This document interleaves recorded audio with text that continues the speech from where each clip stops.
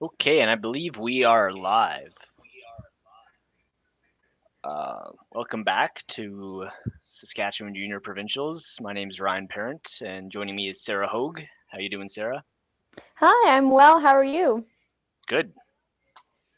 That is great. That is great. We're just tuning in here on the first end. Right now, it looks like we're on third stones. Taylor versus Kesslering. This should be a great game.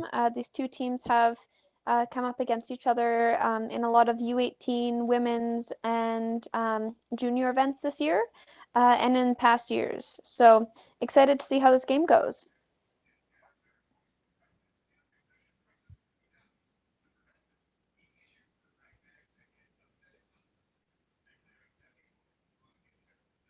Taylor curled this morning against Kleider, and it was an extremely close game right up until the end. And we had some incredible shot making from both teams. So really excited to see what these two teams have to offer today.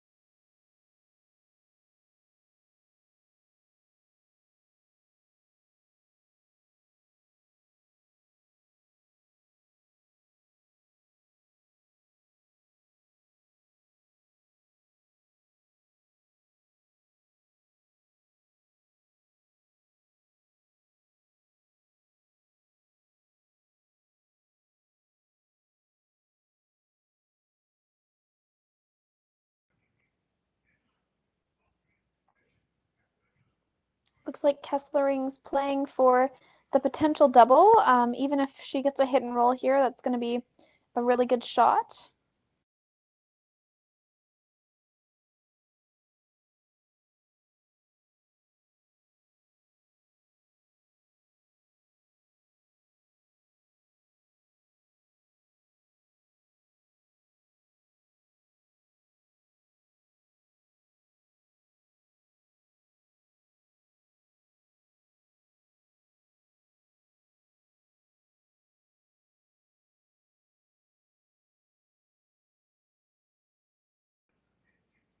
Calling for the sweep to hold the line there. Oh, now looking to make it curl.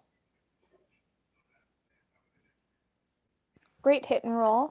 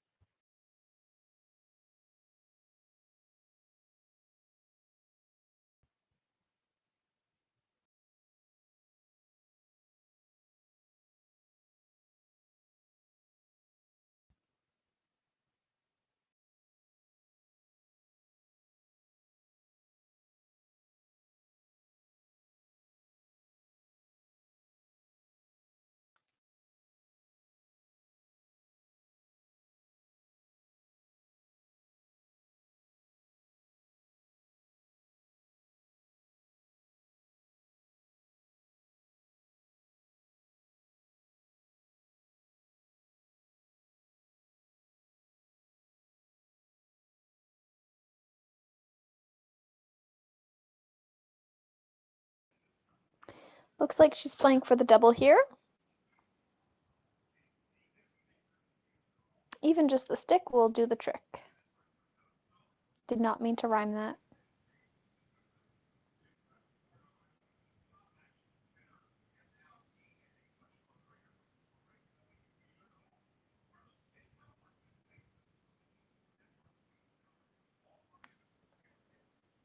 And it'll be a steal of one for Taylor.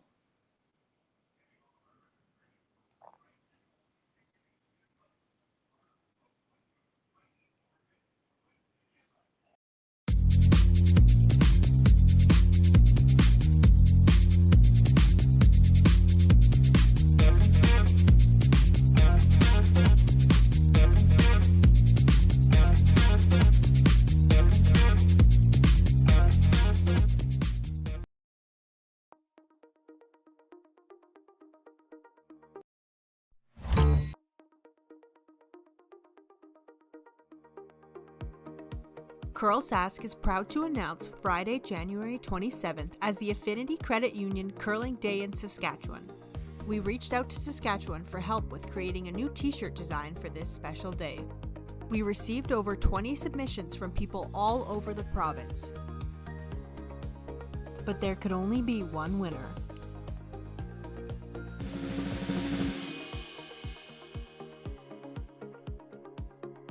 Congratulations to Amy Fredette from the Estevan Curling Club. CURLSASK is so excited to use this design for our Provincial Day of Curling on January 27th.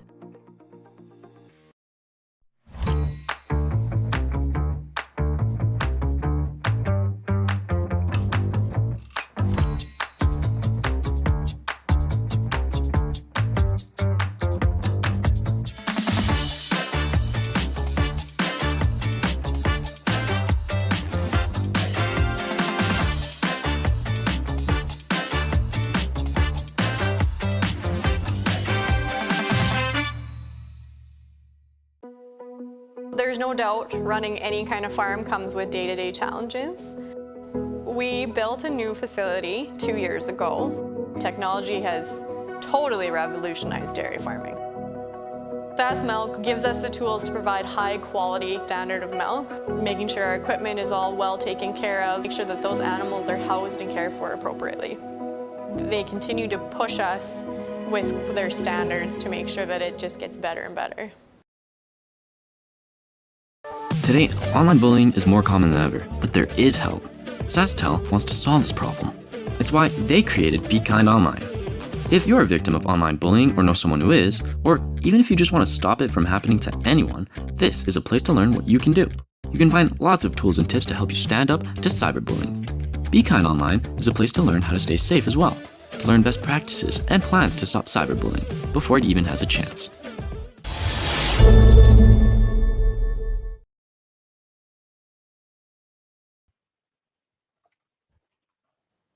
And we're back here in the second end.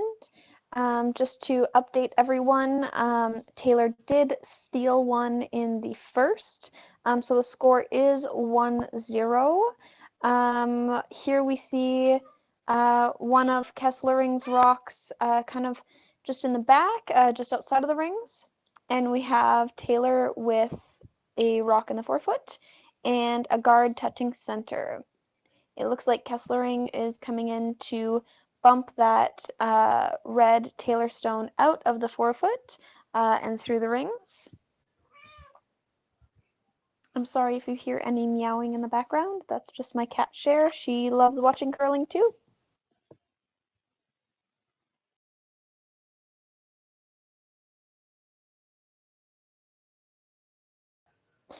Now, the rock that was on the center line was knocked off of the center line, but will not go back as the juniors this weekend are not playing with the new no-tick rule.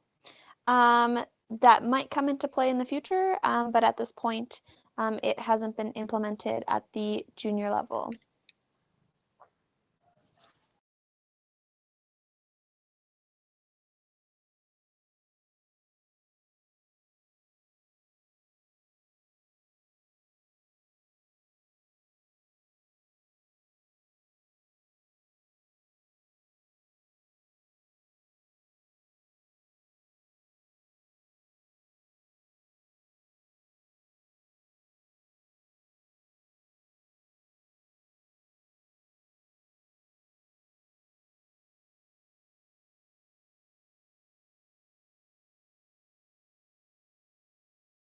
The stone looks a little heavy for the original intended purpose, but the sweepers are bringing it behind the one in the forefoot, and it was swept to the back 12.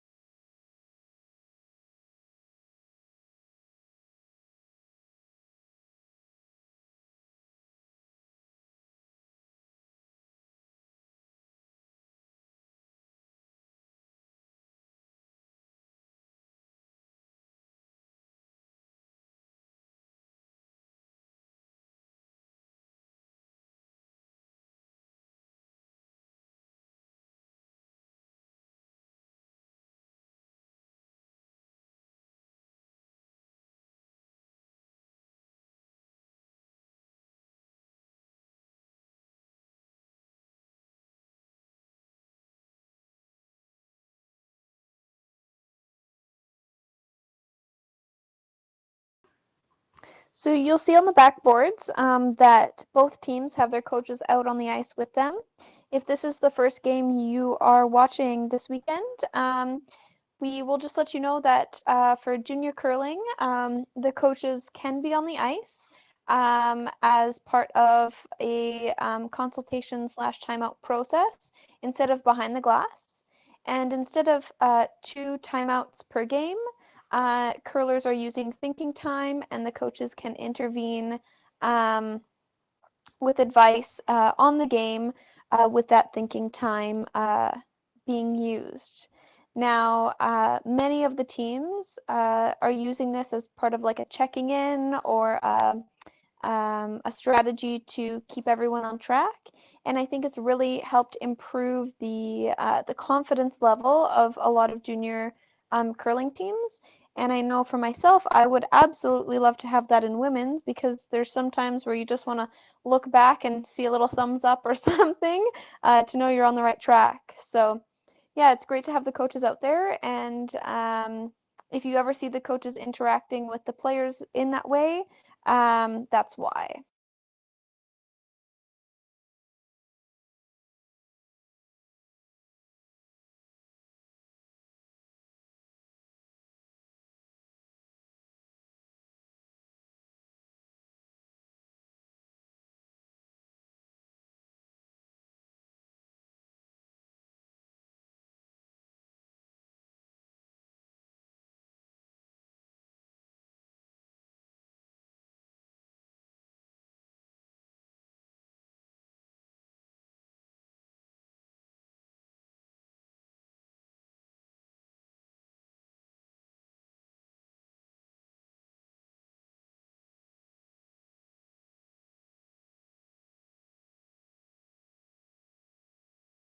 Great sweep by the sweepers. I'm not too sure who shot from my angle, but we see that Kesslering, oh, and they're going back to consult with the coach.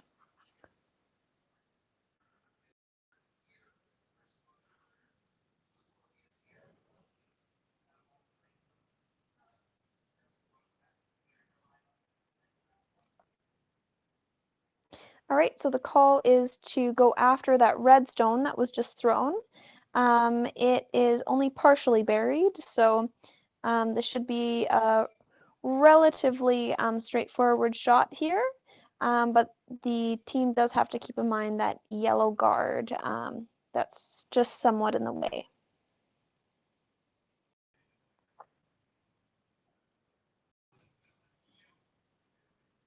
A big sweep here. Clean, and we see the broom. Nice toss.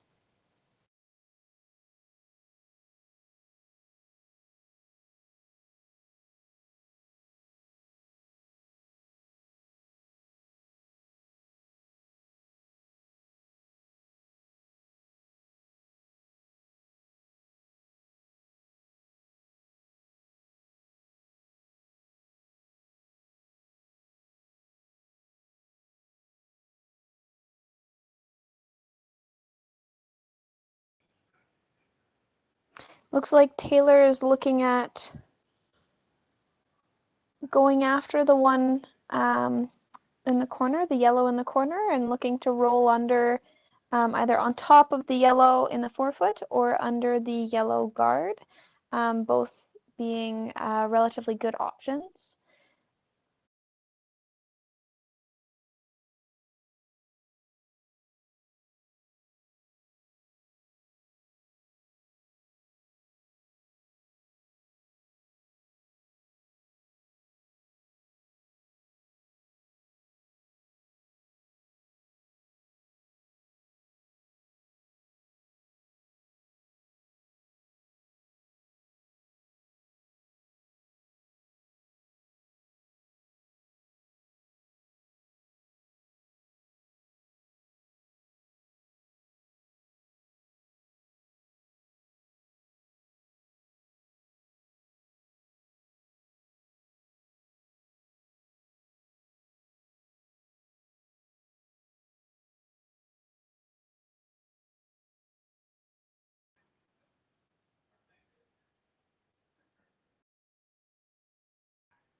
This looks a little bit warm for what the team is hoping to do. However, it might catch that back red one, and it does.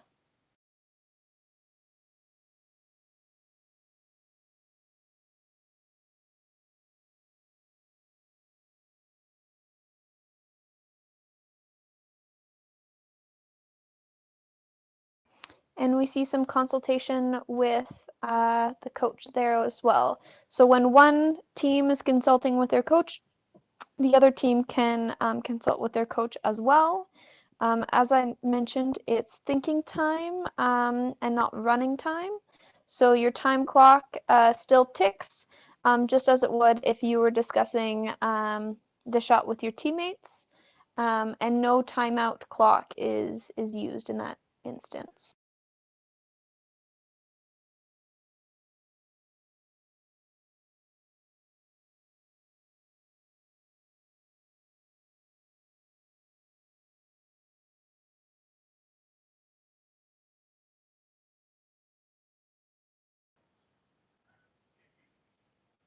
And a big sweep there to try to get that yellow one out as much as possible, but Taylor's team was able to hit and roll on top of the yellow, so they're all three of their stones right now are protected by yellow stones behind them. Kesslering is opting to draw to the pile of red stones there and take advantage of those behind T-line rocks.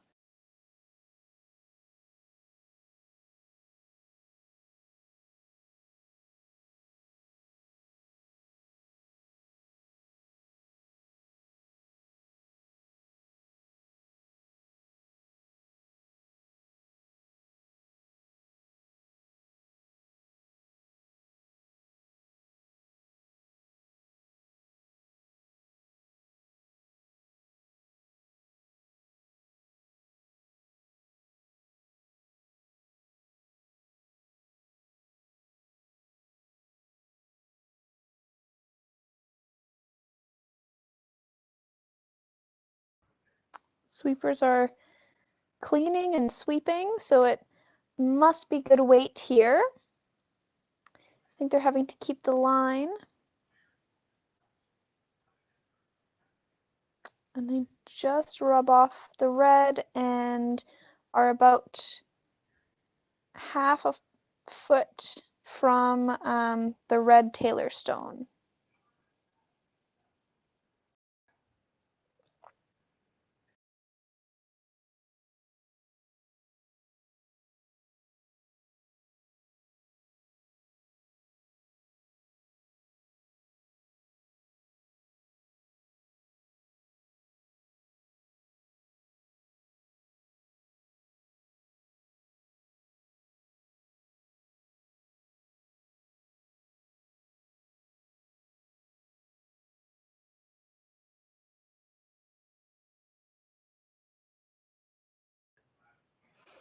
So the Taylor team consults on what they were going to do, looking at what they were going to do.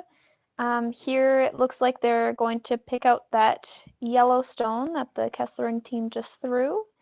Now, if it catches their back red one, it's not the end of the world. The back red one may also go on to the yellow that's just hanging around there in the back of the house.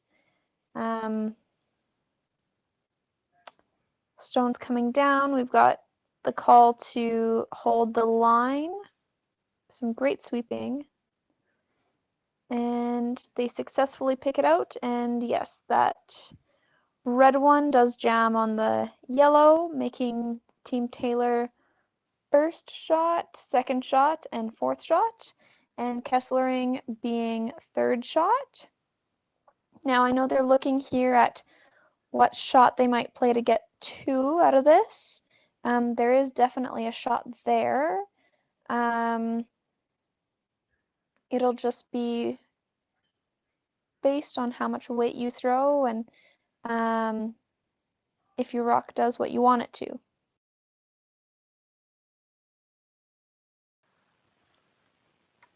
Looks like there's a shot there for 2, but it's definitely not easy because that top red one's going to be coming really close to that third shot Yellowstone. Not sure if it's worth trying. Might be easier just to draw for 1, but looks like they're taking it into consideration. It's one of those shots that you kind of weigh out the scoreboard too to say, is it better to, be tied right now going into the next end, or do we want to try for our 2 and risk giving up 1 or potentially 2? But if you come in contact with the top red, it should be okay.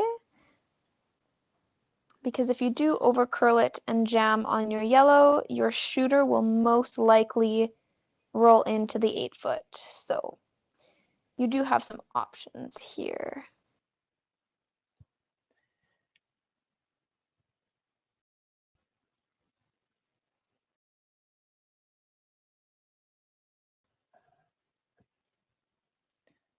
Yeah, I think either they want to over curl and roll in, or to make the shot perfectly, they have to hit just on the right side of nose.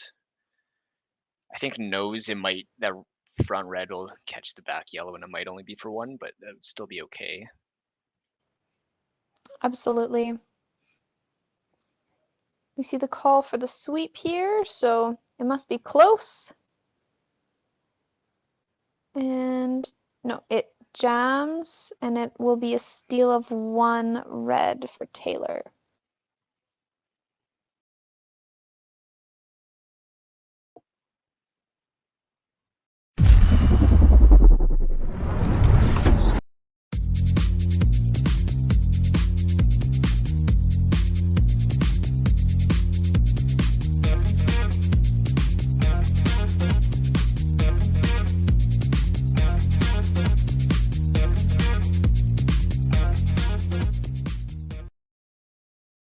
We asked Saskatchewan what they know about 5G.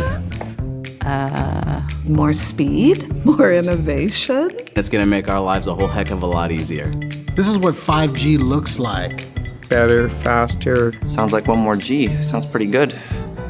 I don't know what it means.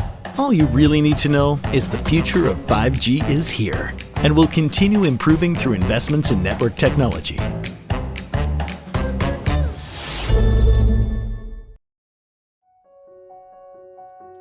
So the unique thing about Stringham is, although we've grown, we still maintain the small town law feel. And it's important to Stringham to go into those communities, to provide those high-level legal services to our community members, and to live in those communities, to support those communities, and to help those communities grow and thrive.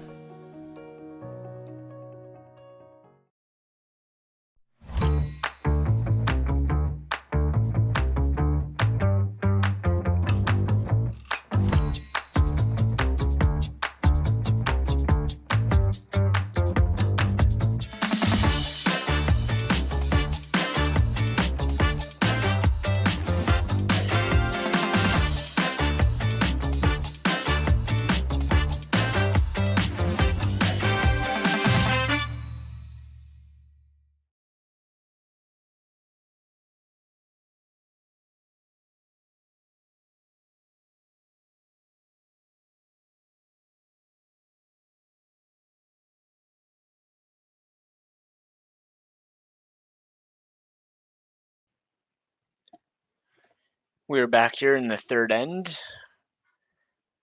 After Team Kesslering has an opportunity for 2, not easy, but end up not quite curling enough on the last stone and give up another steal of 1. So now they'll definitely be looking to score here.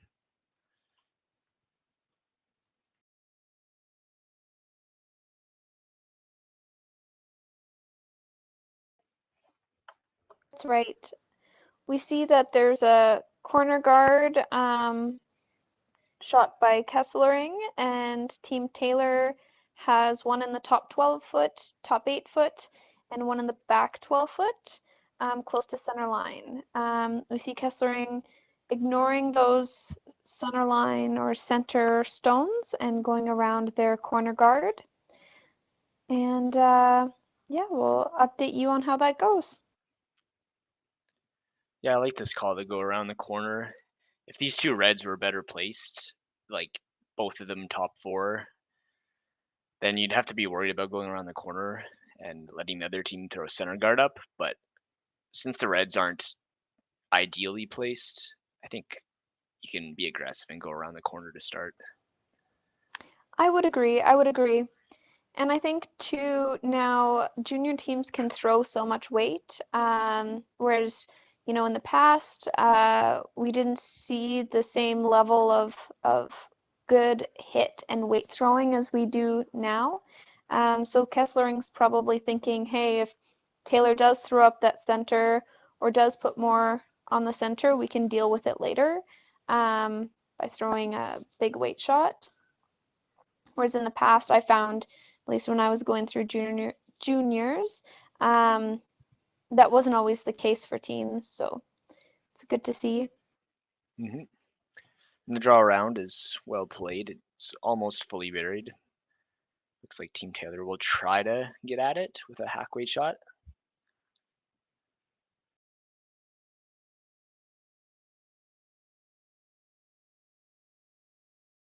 Or is this just a freeze?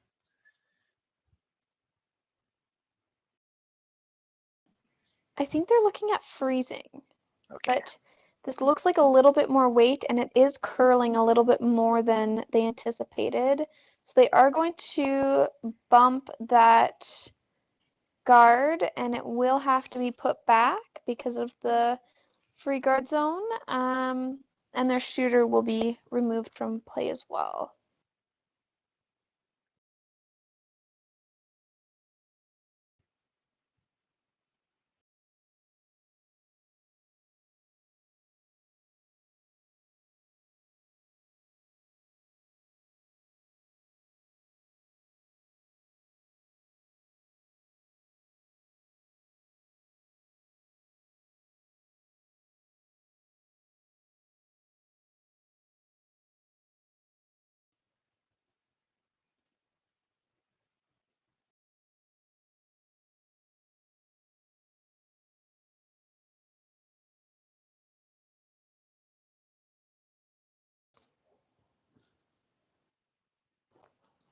We're seeing some consultation with the coaches here, just on the next shot of Kesslering's, looking at where to optimize, and we see that the coach has advised that they put up another corner.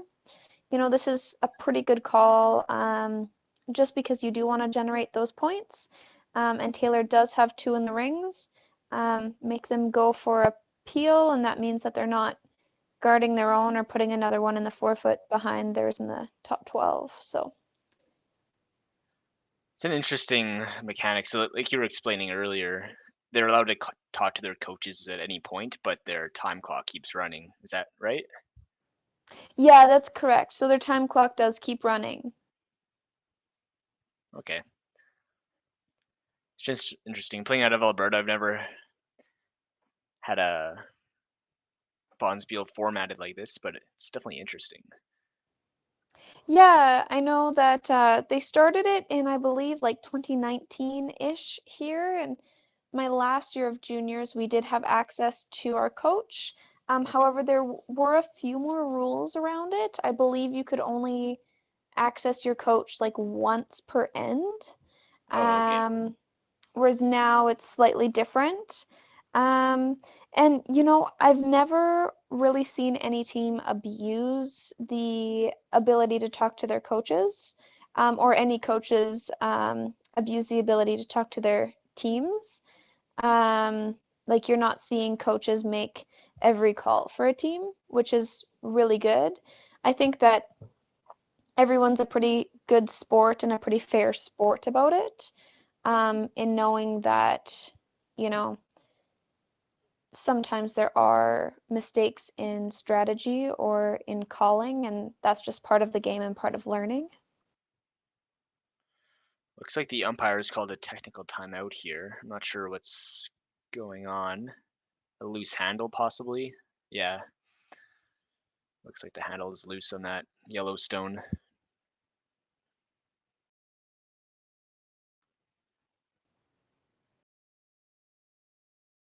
It's fantastic to have umpires out there on the ice. I do want to give a shout out to all the volunteers this week and this weekend. Volunteers really do make the world of curling go round. So thank you all for spending your time here and making this event happen.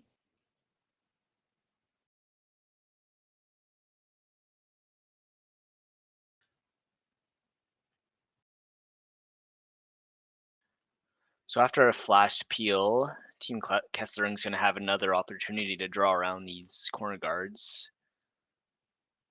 And then let's see how this is made. Looks like it might be a little bit heavy.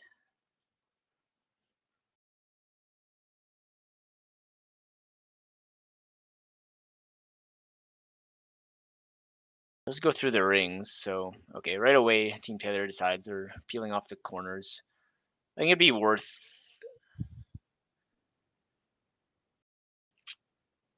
I don't know if they want to peel off this this corner guard that's closer to the center line, because it's not guarding the back rock too much. It's the corner guard on the right that's really guarding it. So maybe I would consider a run back on that guard. Because if you only pick this top one off, then that yellow is still going to be buried. What do you think, Sarah?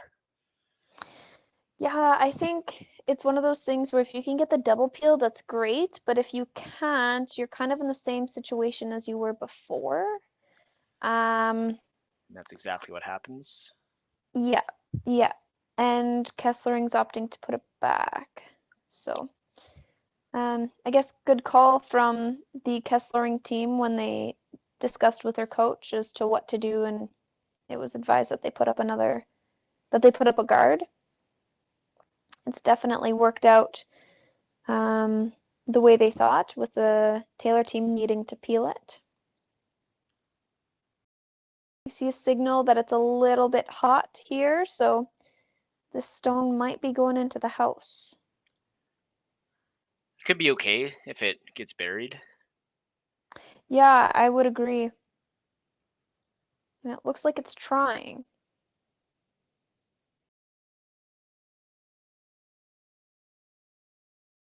You know what? That's a really good plan B. They're almost frozen. Absolutely. I think that's probably better than the corner guard if they had made the corner. If they threw a corner guard up there, then I think Team Taylor would probably give up with trying to peel off the guards and instead try to play a freeze. But since that freeze is like perfect there, now Team Taylor definitely has to do this run back.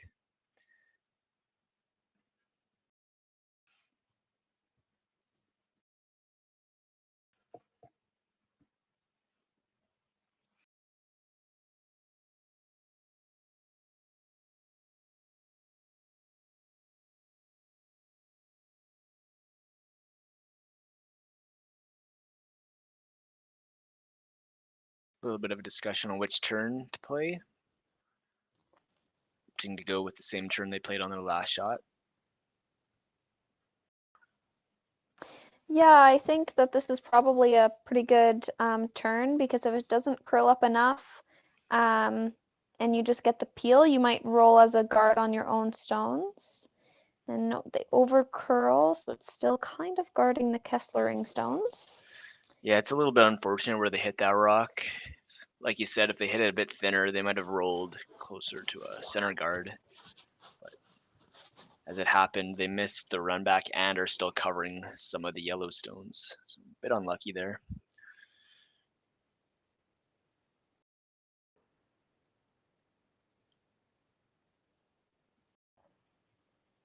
It's insane how an end can change so quickly with, one or two people making a half shot or even a 3/4 shot and not a 100% shot. At this level of curling, people can jump on that quite quickly.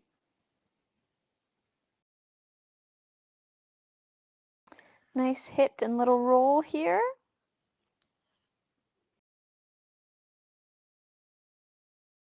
I guess one positive thing about that rock staying in place is that if Taylor does run it, it's their rock being ran in. Mm-hmm.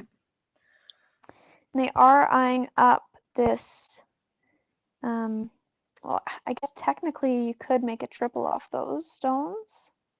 Yeah, the triple's definitely there. Got to throw a lot of weight though. Other option is just throw a little less weight and just kind of roll into the side of the two yellows. And if you roll into the side of the top one, you should be shot and it'd be hard to get rid of. Absolutely, absolutely. Based on the ice they're taking, I think they're opting to play not super big weight at this one.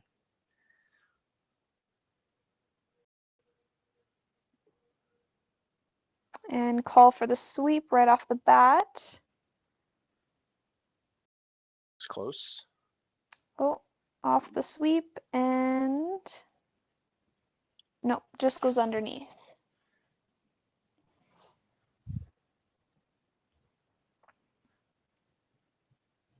Just So misswept that one ever so slightly, and now Team Kesslering is going to split the rings, and it's looking awfully like it could be a 3 here, the third end. absolutely. So quickly how a game can swing back and forth in the first couple ends.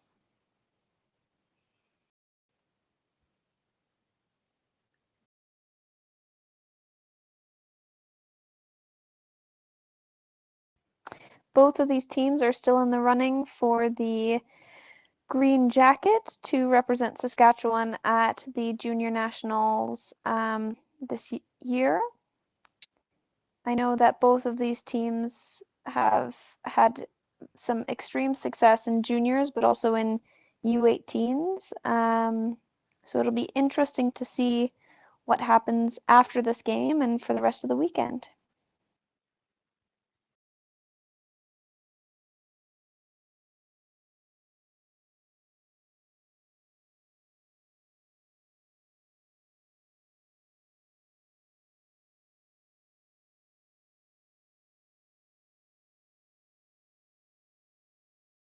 Nice draw there. Sits top 4 right on the edge of the 8-foot.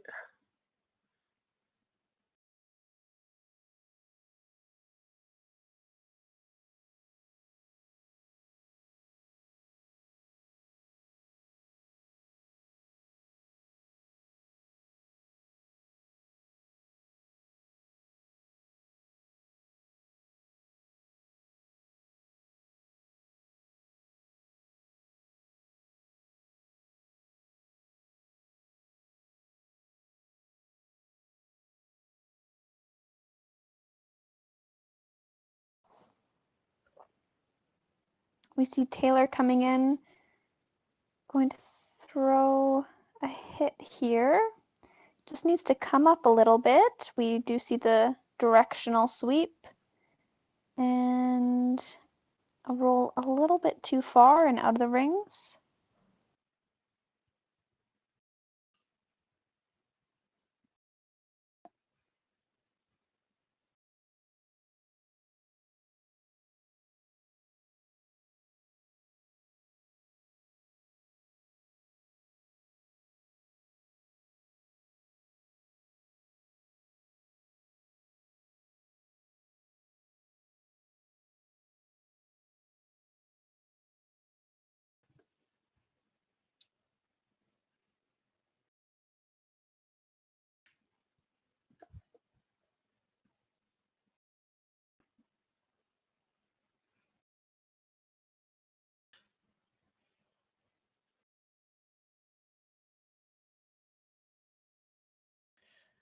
Final stone of the third end. Playing the same draw path, so they know it well. Just got to touch 8-foot here to get 3.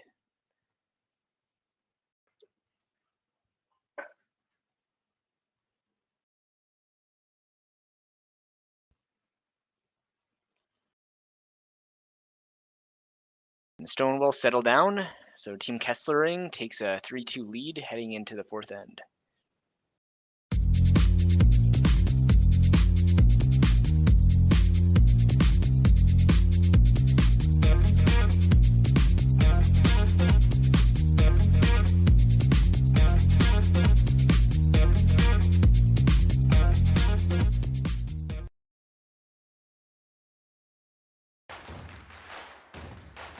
Imagine being able to stream every curling game from every sheet from any event, be it your Wednesday league game, bonspiel, or corporate event.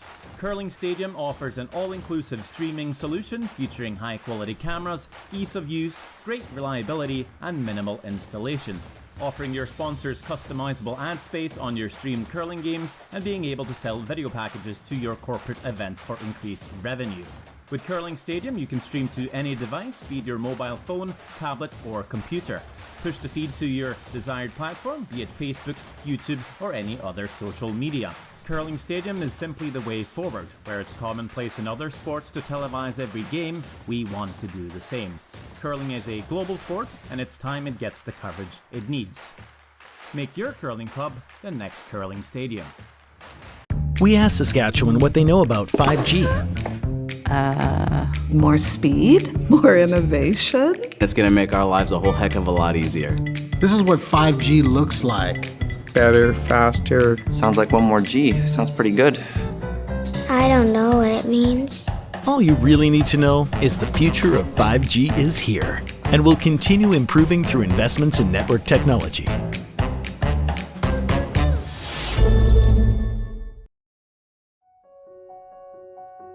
So the unique thing about Stringham is, although we've grown, we still maintain the small town law feel. And it's important to Stringham to go into those communities, to provide those high-level legal services to our community members, and to live in those communities, to support those communities, and to help those communities grow and thrive.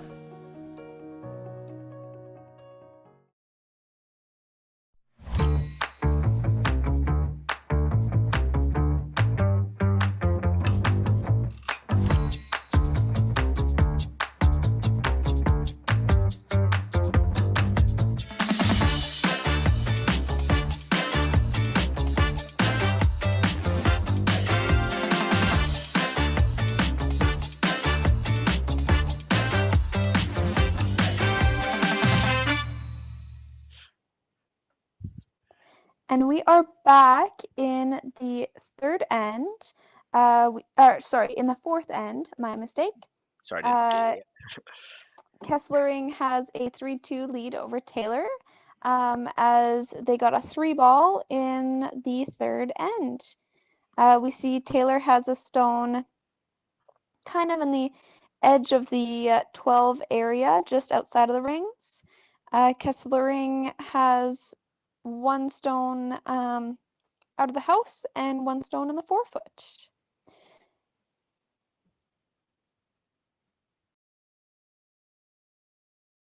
At the break, we were just talking about, people you know and people you meet through curling and through junior curling. And I think that, this is a really, really important time in the development of the sport. As people can be so social with curling, all the while staying competitive. And I mean, a lot of these athletes are either in high school, university, or just out of university. And so the people you meet are people you're going to run into later on, not even in the curling world. So I found junior curling was a great time to network. And you never know, curl with them later on or in women's or, put mixed teams together. And yeah, even though you're against each other in one game, you might be teammates in the next.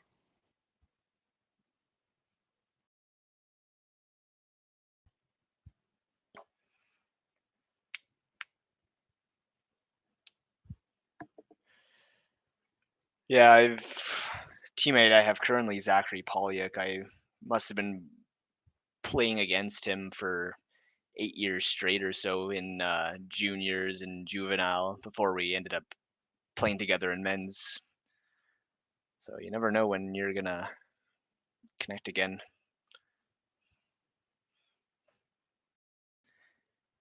We were also mentioning an old teammate of mine, Payson Anderson, you actually played mixed doubles with. Is that right?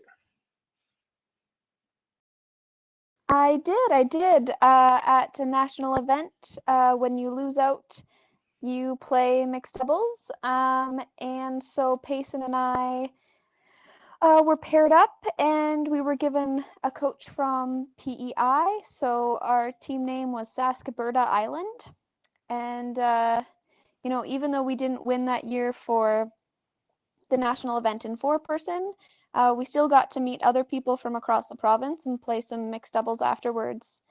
And I know a lot of these curlers on the ice have been playing competitive U21 mixed doubles and also adult mixed doubles.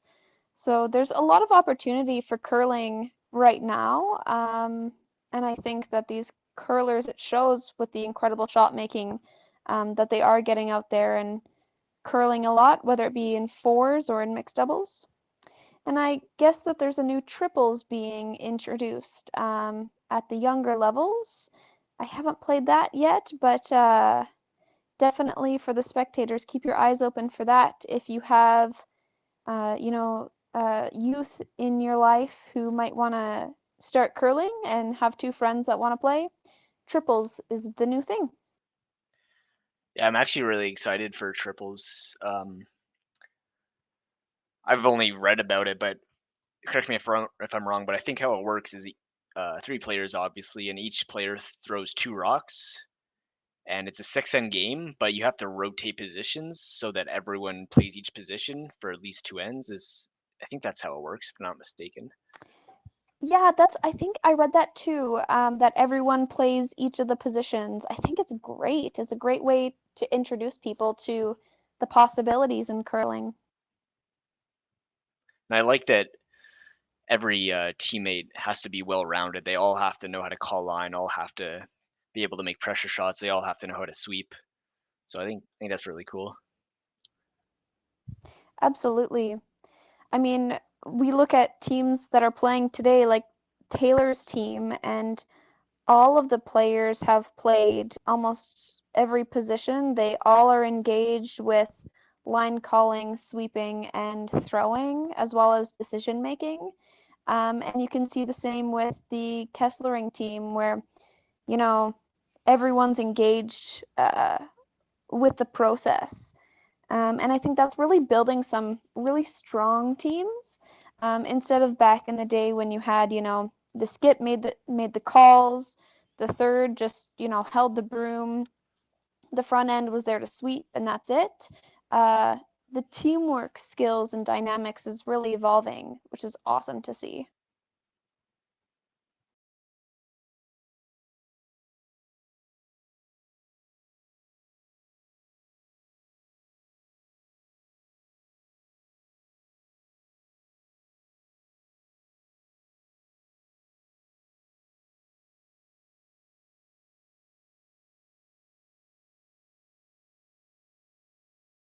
Pretty straightforward end here. Oh, I should change who has hammer. Team Taylor has hammer, not Team Kesslering. As they're throwing up corner guards and hoping for a missed peel, but Team Kesslering's just going to keep it simple, peel off everything that's put into play, and then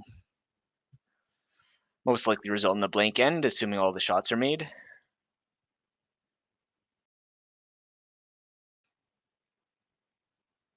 Ooh, that's really unlucky. They just nudged the red one and pushed it into the house on that peel. It's pretty unlikely now Team Taylor will have a chance to split the house.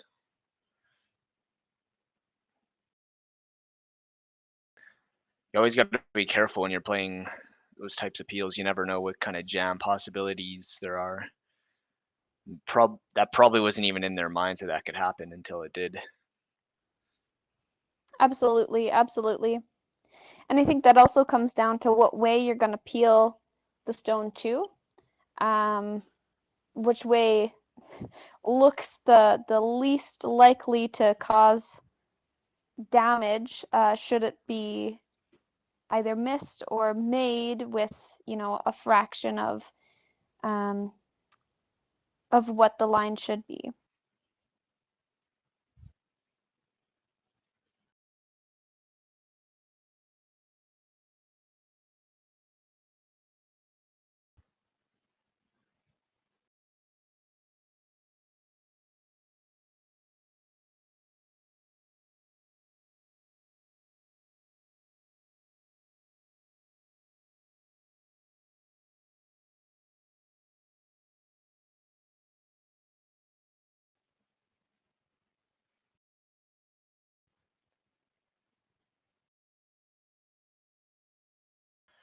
Sand seems like it's just flying by, so we're already in skipstones.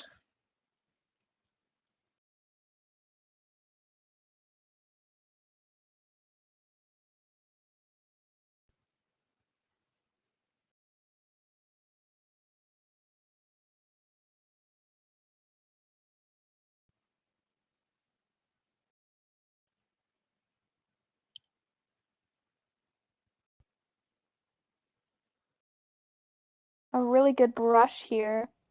Great sweeping technique. Hits nose. Unfortunately, I think even if Team Taylor noses this one back, there still won't be a double. Those rocks are hugely separated. Yeah, I would agree. I think right now Kesslering can just hope that this rock undercurls and rolls closer to the other Taylor stone. But in a lot of ways, it looks like Taylor is in control of this split house and will be going for their deuce.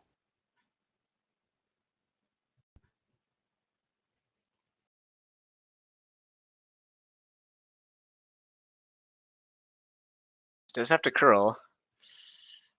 Might be rolling out here.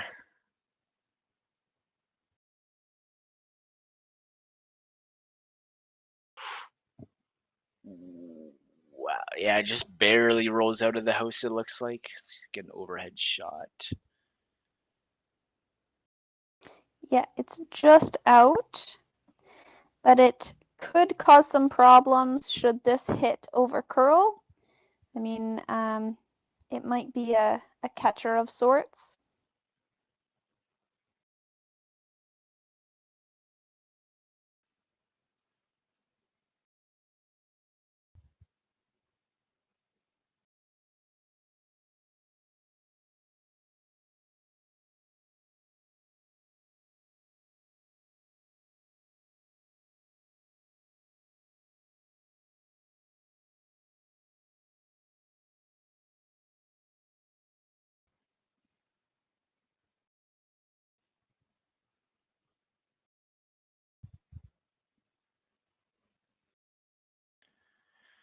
Well played, hit and roll.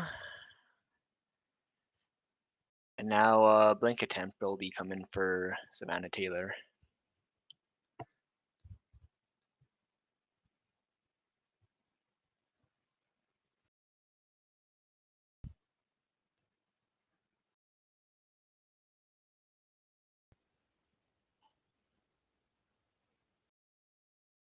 With it only being the fourth end, a blank here is still fine. I mean, you're only down one and you'll keep your hammer.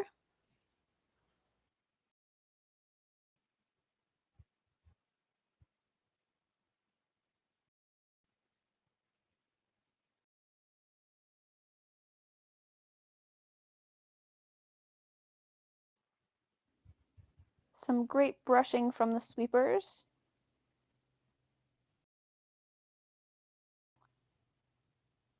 And it looks like she'll stick around. So Savanna counts one and it will be tied going into the fifth end.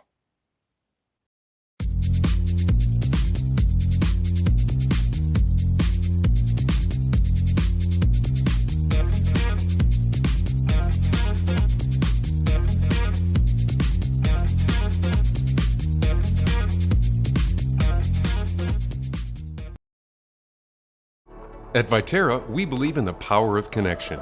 Our world-leading agriculture network connects producers and consumers to supply top-quality food ingredients each and every day. Our team takes great pride in working closely with farmers to help feed the world. It's something we've been doing for over 100 years. And as an industry leader, we're dedicated to playing a critical role in meeting the needs of a growing world. Because together, we're stronger and achieve more. There's no doubt running any kind of farm comes with day-to-day challenges. We built a new facility 2 years ago. Technology has totally revolutionized dairy farming. SAS Milk gives us the tools to provide high quality standard of milk, making sure our equipment is all well taken care of, make sure that those animals are housed and cared for appropriately. They continue to push us with their standards to make sure that it just gets better and better. Saskatchewan, you know SaskTel because we're everywhere. Because being everywhere keeps us connected to you. With SaskTel sponsorships, we get to be part of your community. We're here with you, and we're here for you. It's easy to get started. All you need to do is apply. SaskTel cares. Always has, always will. To apply for sponsorship, visit sastel.com/sponsorships.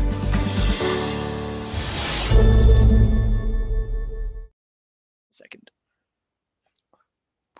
And we are back in the fifth end here. We have a 3-3 tie, and Kesslering has hammer. Savanna Taylor opted to play center guard, and now we see Kesslering going to the corner.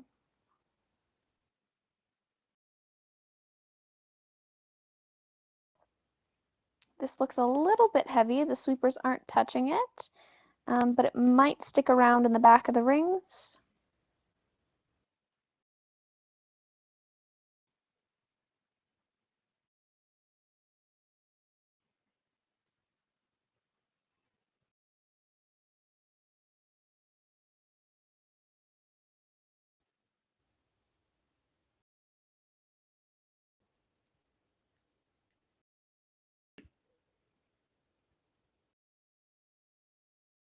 Looks like Taylor's looking to hit and roll. Now, if they roll, they will most likely be behind the tee line. And yeah, they are going to roll to just outside of the rings and through.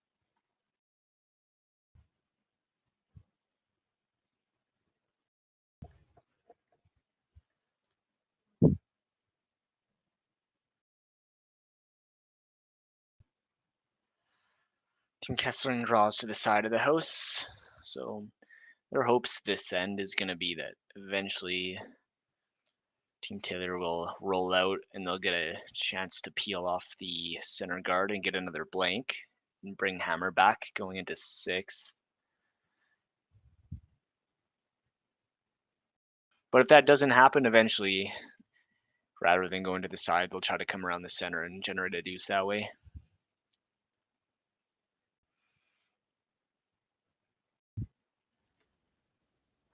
Exactly.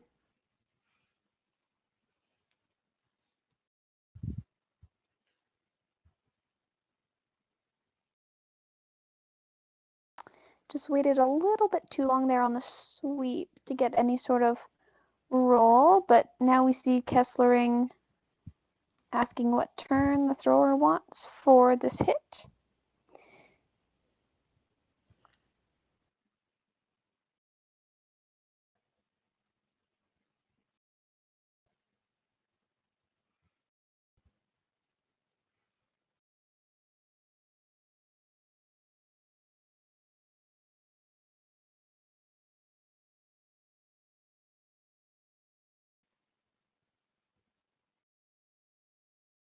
Looking to directionally sweep this stone to make it curl a little bit more. Now, one thing we were discussing last night in last night's game of Pomedley versus Collider is that directional sweeping right now, although it's definitely useful, isn't what it was before the broom heads were all made the same. So no longer can curlers at this level or any competitive level use, hog hair or horsehair brooms. They can't use, the heads with the ridges or anything like that to affect the ice in the rock. So the directional sweeping, although it helps, isn't what it was, 5, 6, 7 years ago, where you could really make the rock move in whatever direction you wanted. Here we see Kesslering wondering if they should go under that Taylor guard or if they should split the rings. And they'll consult with their coach to see what the best option there is. I think I like splitting the rings here, and that's what they decide on. Keep your rocks separated, and any hit and roll that Team Tether makes under that center guard, it's so high that they'll be able to get at it. So I like this call. Absolutely.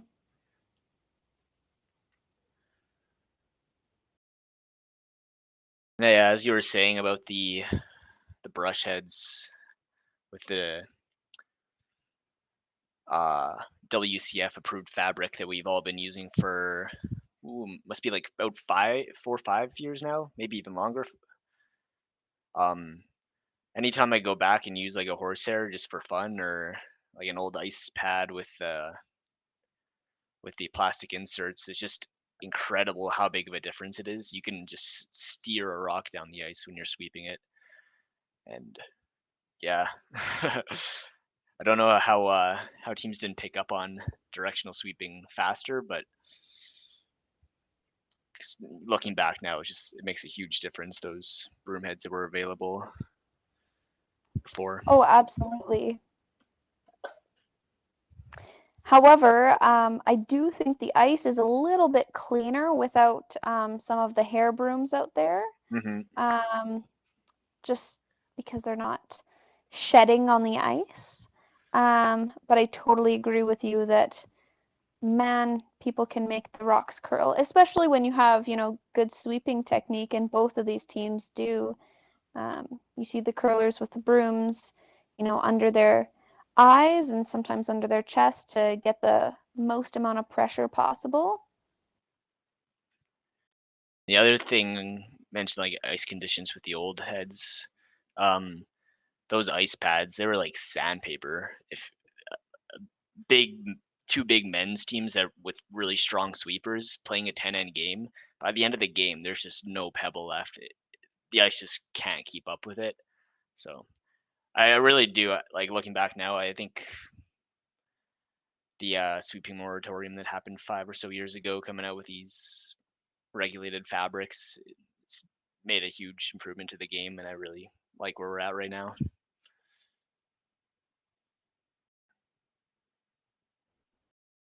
Absolutely. I think it was a little bit frustrating at first having to change all the heads over, or not being able to use the advantage of the quote unquote cheater heads. But now at least everyone is on the same playing field, no matter who your sponsor is or no matter what brooms you're using. It's all the same. So your technique is really what's going to put you apart from the other teams.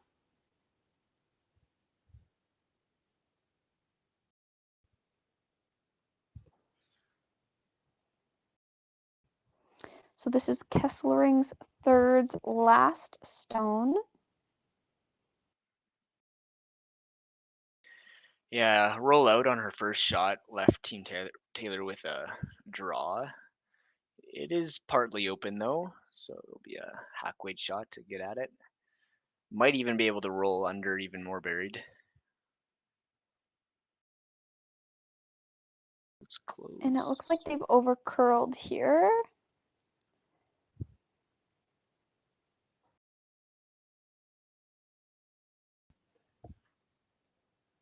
Now Taylor's looking to replace that guard that was pushed off the center line.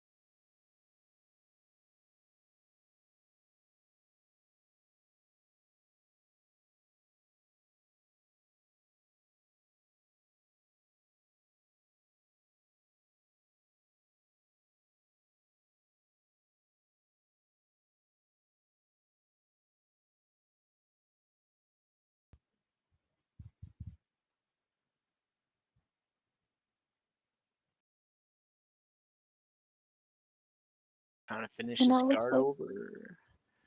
And pretty nice shot. Covers probably a little bit more than 3/4 of the stone. absolutely. They did There cover is a the little wrong hole side there. though. Yeah, there is a roll to get under the corner guard. So they wanted to make sure, ideally, if anything, they were leaving the other side open.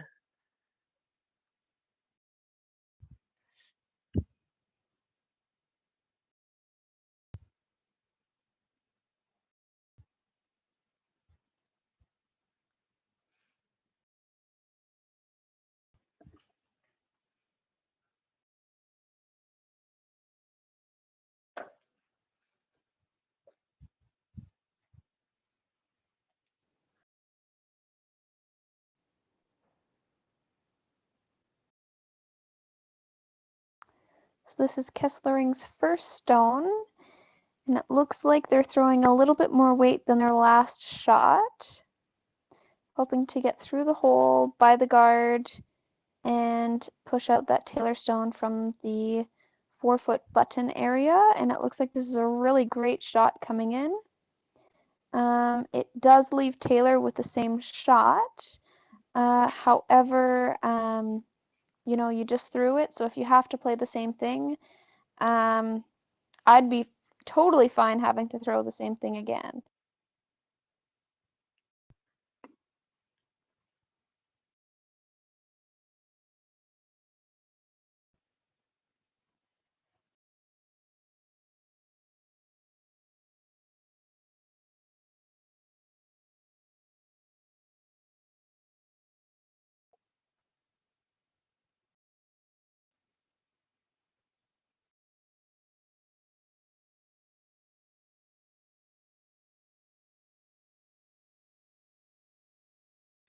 Does wreck on the guard.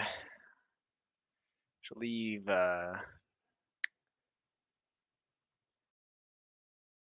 Cara Kesslering with a most likely a draw for 2, I think. They are looking at the hit, but I feel like the draw is easier. Just you could be heavy on top of your yellow and be no problem.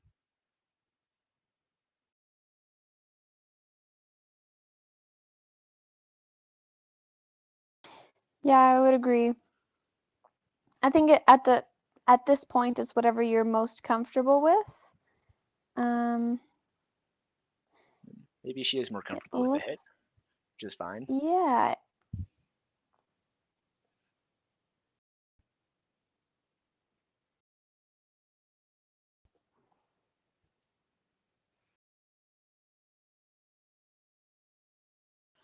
That red guard is somewhat in the way, but it's a pretty high guard. So you don't really have to worry about it too much. When guards are, you know, above that zone 2, you can kind of pretend like they aren't there on ice that swings later on. But they are really in the way on ice that is a little bit straighter.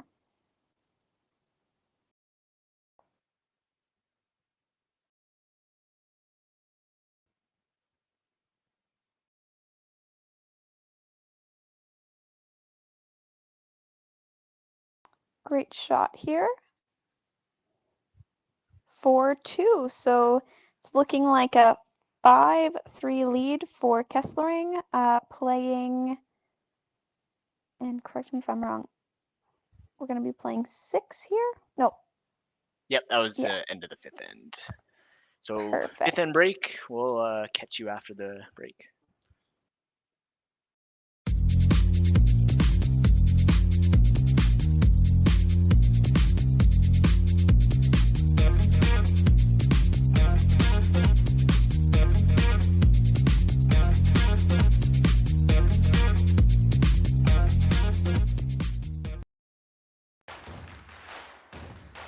Imagine being able to stream every curling game from every sheet from any event, be it your Wednesday league game, bonspiel, or corporate event. Curling Stadium offers an all-inclusive streaming solution featuring high-quality cameras, ease of use, great reliability, and minimal installation. Offering your sponsors customizable ad space on your streamed curling games and being able to sell video packages to your corporate events for increased revenue. With Curling Stadium, you can stream to any device, be it your mobile phone, tablet, or computer. Push the feed to your desired platform, be it Facebook, YouTube, or any other social media. Curling Stadium is simply the way forward. Where it's commonplace in other sports to televise every game, we want to do the same. Curling is a global sport, and it's time it gets the coverage it needs. Make your curling club the next Curling Stadium. Sometimes curling just isn't as fun as it can be on the Nintendo Switch. With up to 4 players per console, you can enjoy curling with your friends and family anywhere, anytime. Let's play curling. Available now only on Nintendo Switch.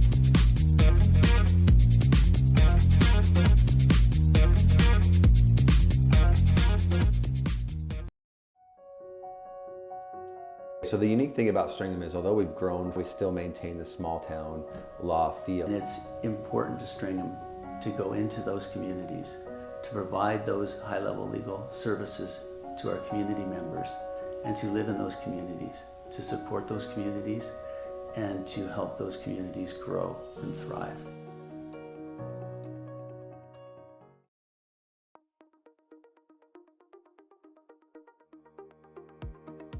CURLSASK is proud to announce Friday, January 27th as the Affinity Credit Union Curling Day in Saskatchewan.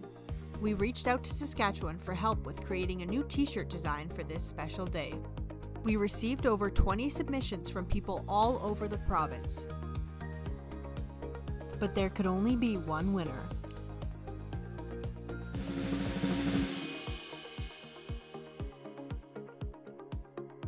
Congratulations to Amy Fredette from the Estevan Curling Club.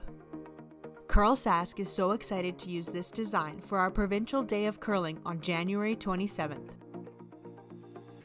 Today, online bullying is more common than ever, but there is help. SaskTel wants to solve this problem.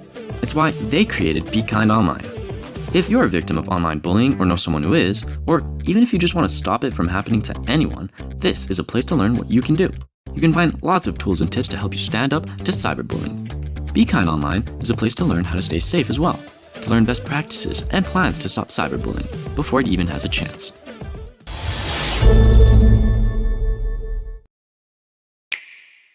Sometimes curling just isn't as fun as it can be on the Nintendo Switch. With up to 4 players per console, you can enjoy curling with your friends and family anywhere, anytime. Let's play curling. Available now only on Nintendo Switch.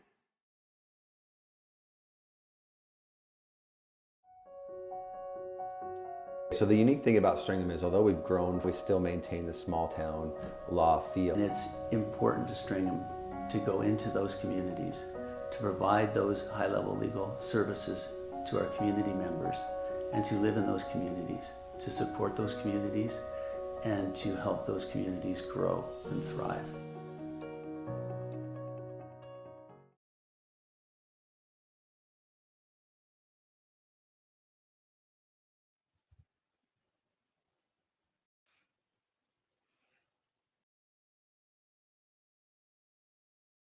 All right, and we're back in the sixth end. We have a fantastic game so far. We've had a fantastic game so far and a great game ahead of us. Both Kesslering and Taylor have been dominating in both U18s and junior events. So this is a really exciting pairing. The score right now is 5-3 for Kesslering. Taylor with hammer in the sixth.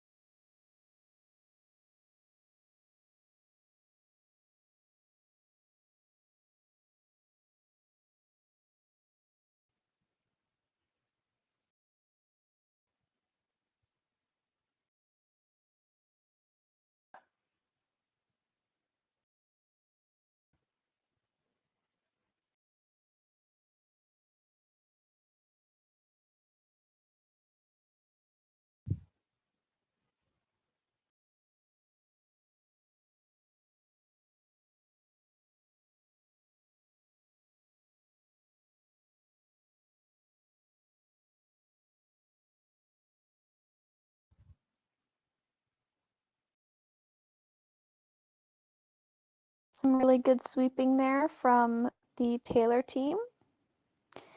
So we have a Kesslering stone in the top 8-foot center line and a Taylor stone as a corner guard. Looks like Kesslering's looking to go back into the center again.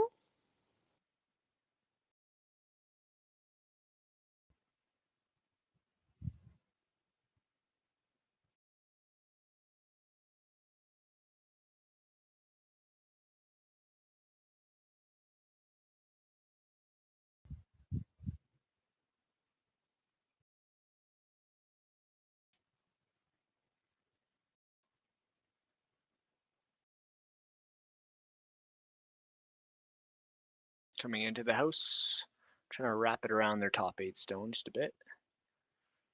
Nice shot. So this is what I was talking about earlier in the game. I think in the third end it might have been when I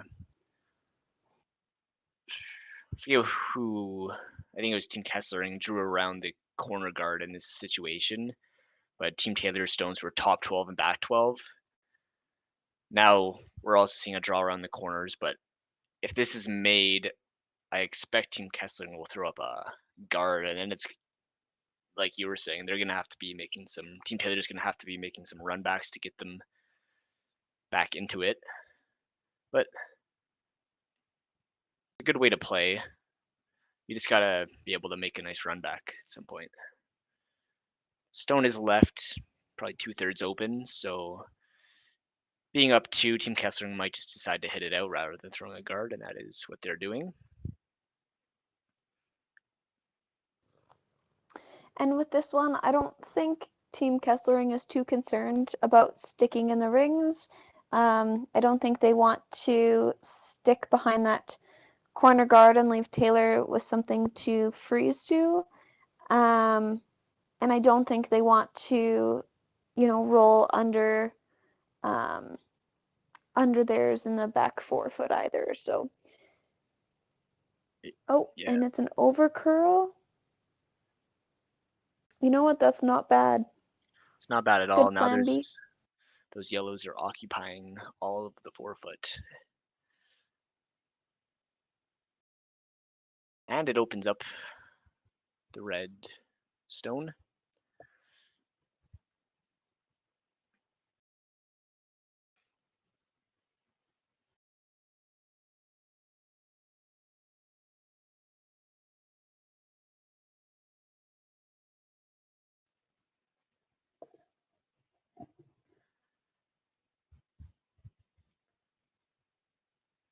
So you said earlier that in this junior provincials, they're not playing with the no-tick rule. Is that right?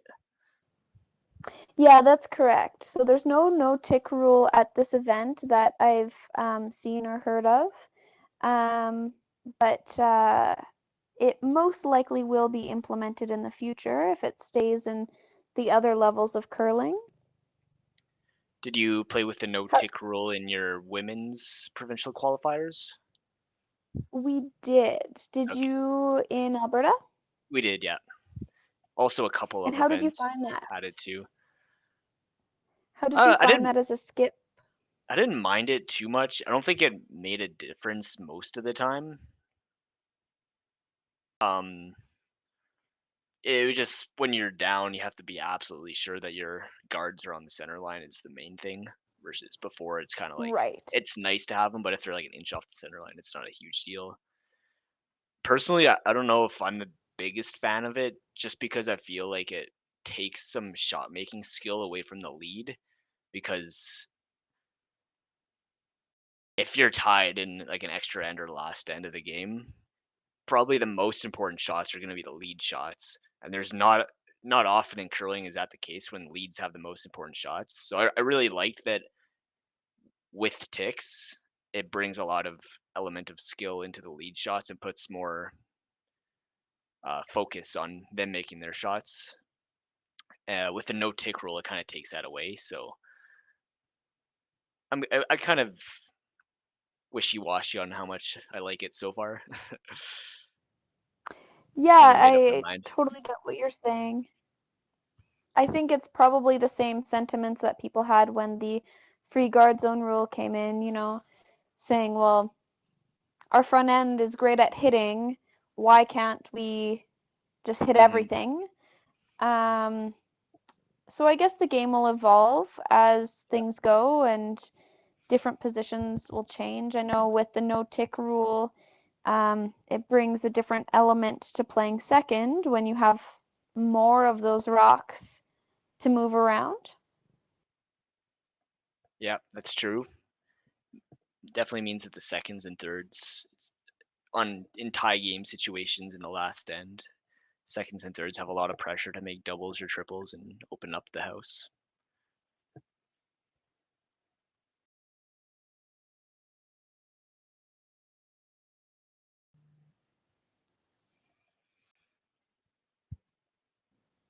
A really good sweep here, and now a clean.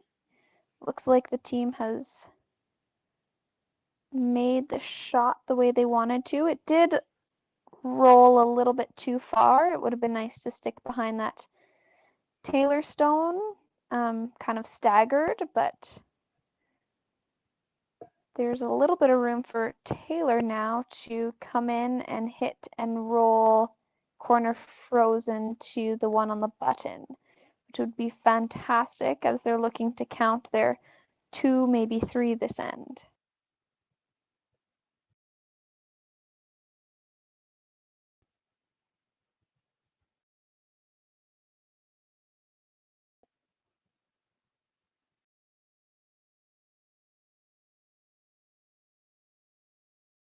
This is a very precise shot. If they roll it just a foot too short, there could be a red double.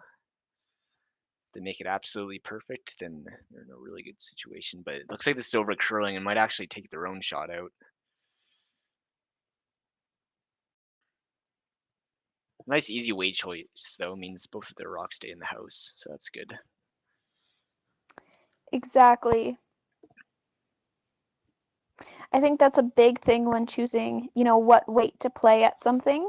You want to look at all scenarios, and that over curl and tap Rs, that's okay too, as long as they both stay in the rings.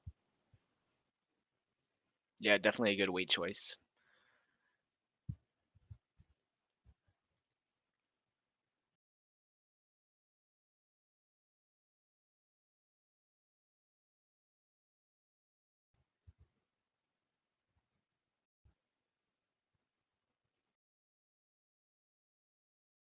Ooh.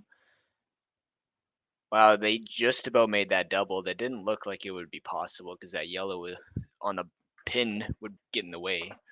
But they just barely missed that one and touched the back red, but didn't quite kill it. Still a good shot.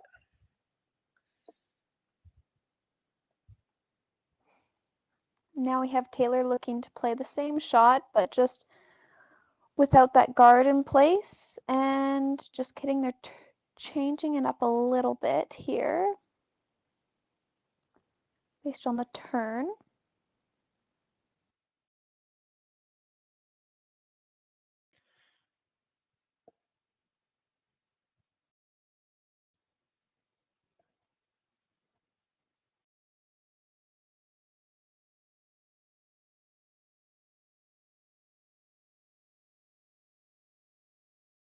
Wow, that back So red does not want to leave the house.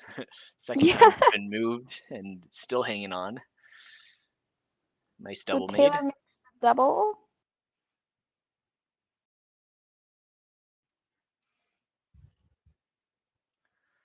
I think we'll probably see a double attempt back. But if it hits it thick and rolls, it could be good too.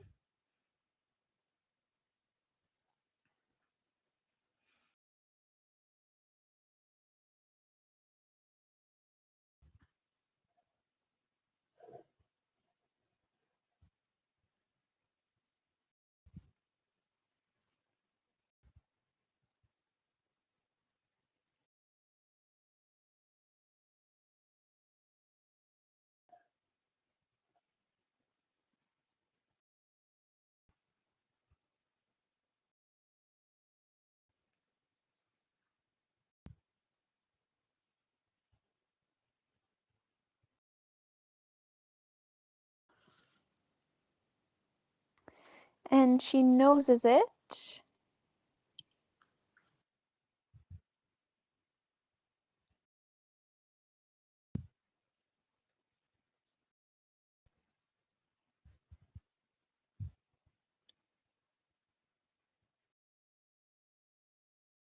For this shot, I didn't see what they called, but they could try to roll it to the side of the house and make the double as hard as possible.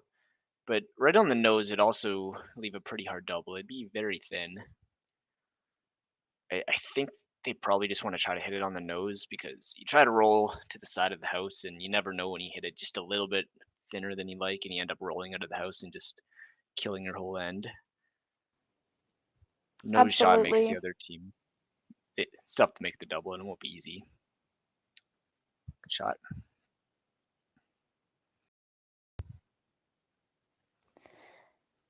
The coach is intervening here. Now, the double is there, but I also kind of like the hit and roll to take away the 2 as well.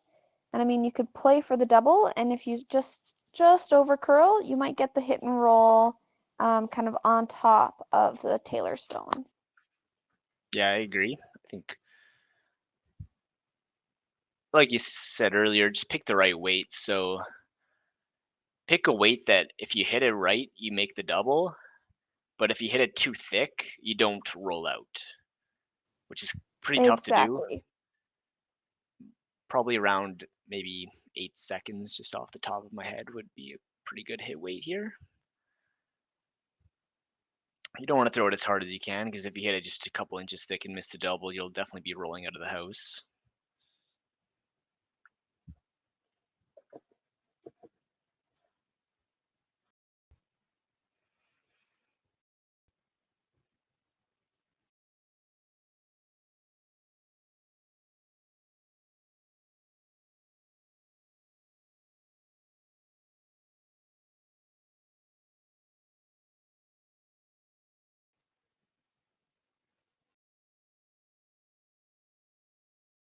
It's close for the one of the 2 shots. And the double is made. Finally, that red rock leaves the house, and now Team Taylor will probably take on the blank attempt.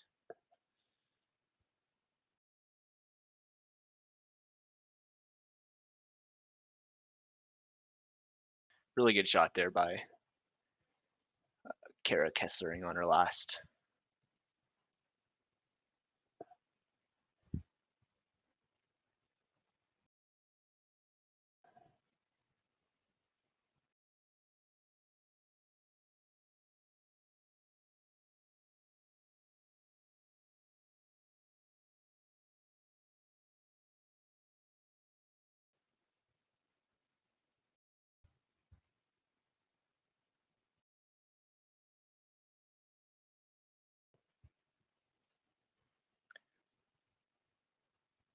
Blank is made, so score will remain 3-5 in favor of Team Kesslering heading into the 7th end.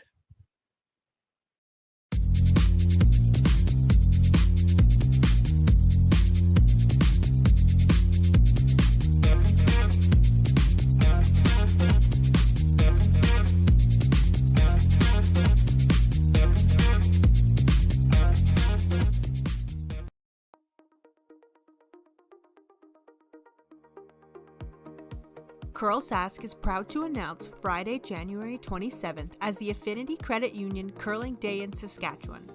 We reached out to Saskatchewan for help with creating a new t-shirt design for this special day. We received over 20 submissions from people all over the province. But there could only be one winner.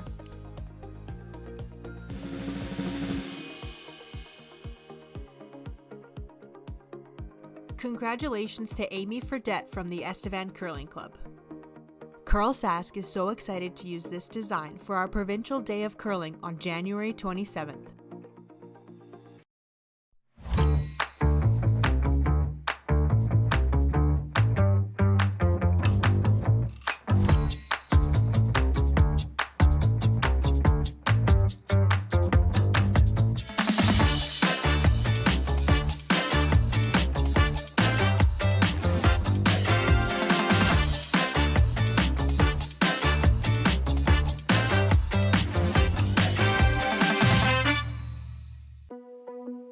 There's no doubt running any kind of farm comes with day-to-day challenges. We built a new facility 2 years ago. Technology has totally revolutionized dairy farming. Sask Milk gives us the tools to provide high quality standard of milk, making sure our equipment is all well taken care of, make sure that those animals are housed and cared for appropriately. They continue to push us with their standards to make sure that it just gets better and better.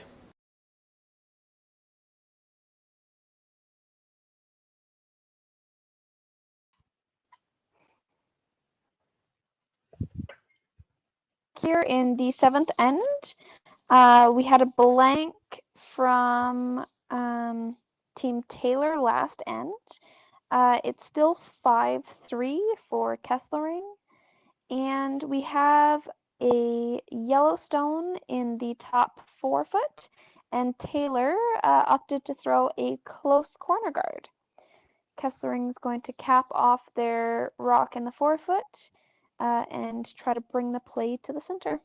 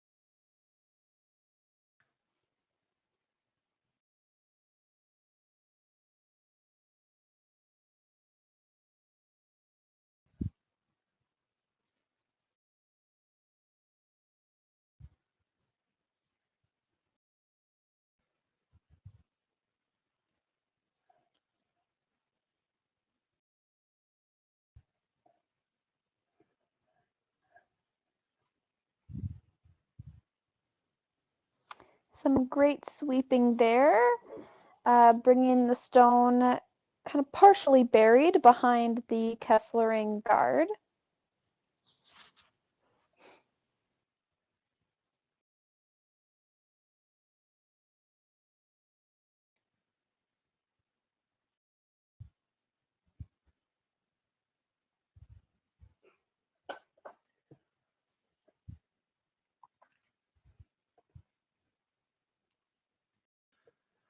I just give a quick update for how our other C qualifier game is going.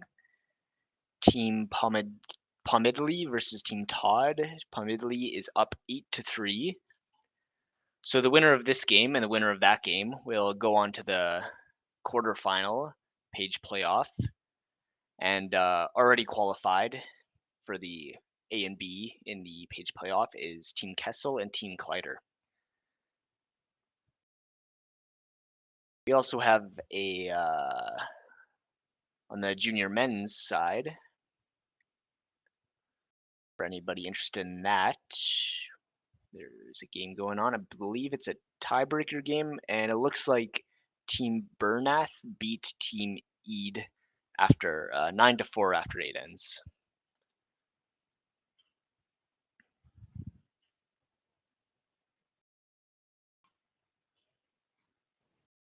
We see Team Taylor here going after that yellow Kesslering stone in the top 8 foot. It's just partially behind the guard, but the guard is still a factor in the shot. So we have the sweepers sweeping to avoid that guard, and they get it by. Great sweeping. A nice little roll there, but they don't roll quite far enough to be buried. Sorry, I think I clicked on the wrong the wrong event when I was looking at the CURLSASK competitions. The tiebreaker game that's going on right now is Team Zuriflof versus Team Heistad, and Team Zuriflof is up 5-2. I accidentally looked at an old provincial or something. And the winner of that will go on to play Team Eid in the quarterfinal page playoff, and in the A and B spots in that playoff is Team Druids and Team Bryden.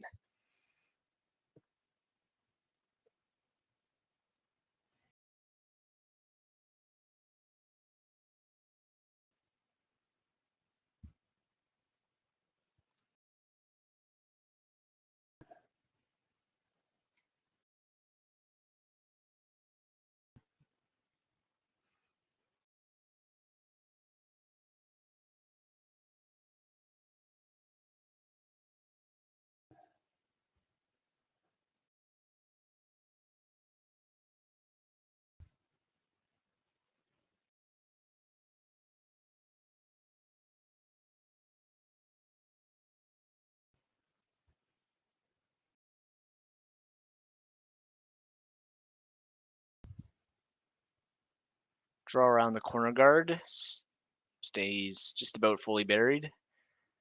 Back 8 foot.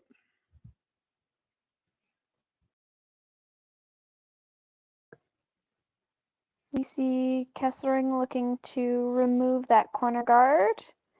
They are up 2 in the 7th.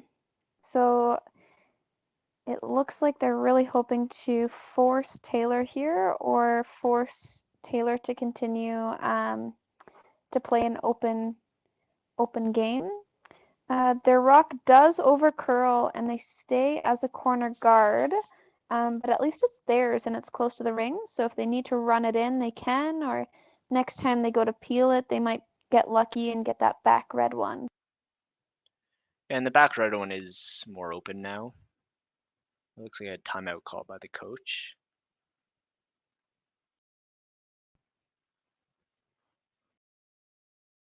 My first thought would be just to draw around the center guard here.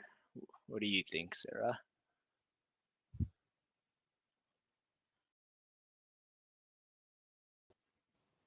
I'm really sorry, my mic wouldn't unmute myself. Yeah, I definitely think if I'm Taylor, I'm going around that center. But I'm looking at just being in the top 4 foot. I don't want to be T-line, that's too deep, and I don't want to be in the top 8 foot, that's too high. So like half in the 4 foot, I think is pretty good.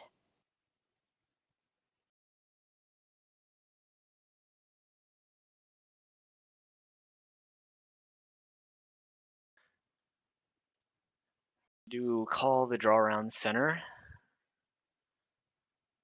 Looking pretty close. Sweepers are going at it now. Line looks really good.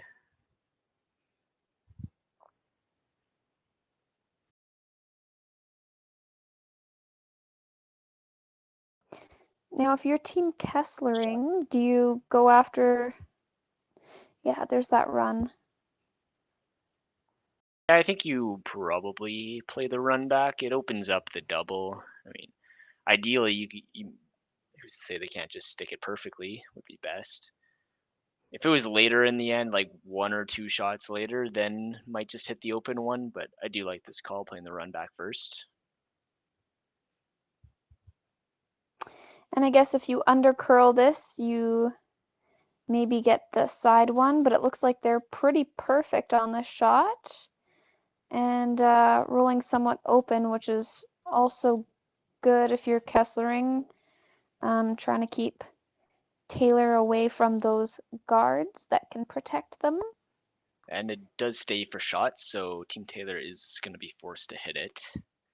Try to make a roll, either under the center, or if they hit it a bit thinner, they can roll all the way under the other guard.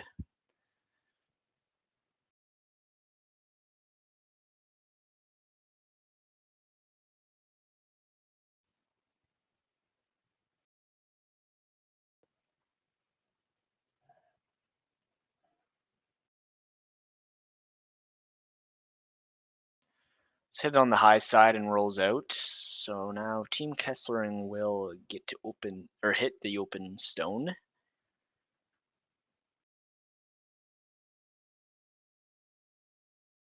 Still a chance for 2 though, with the last 2 skip stones for Team Taylor.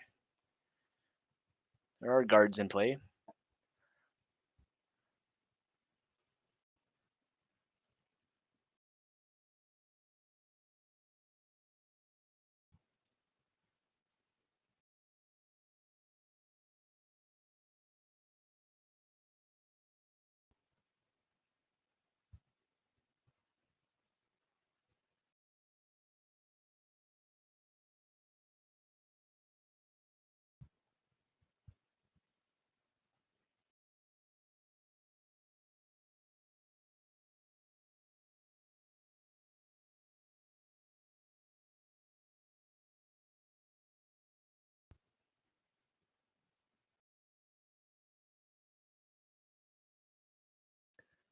Sweep has got to go to get a bye. Ooh, they rubbed the top one and still make the hit. Might have gotten a little lucky there. I think if they didn't rub it, it almost looked like it was going to overcurl and miss the rock completely. I'm not 100% sure about I that. would But agree on that one. yeah, I would agree. a little bit of luck, a little bit of a good line call. Means they do take the red out, but it is a free draw now. Open house behind a center guard. If Taylor makes this really well, Kesslering is going to have to make a decision as to whether or not they want to risk a run or risk a draw and tap.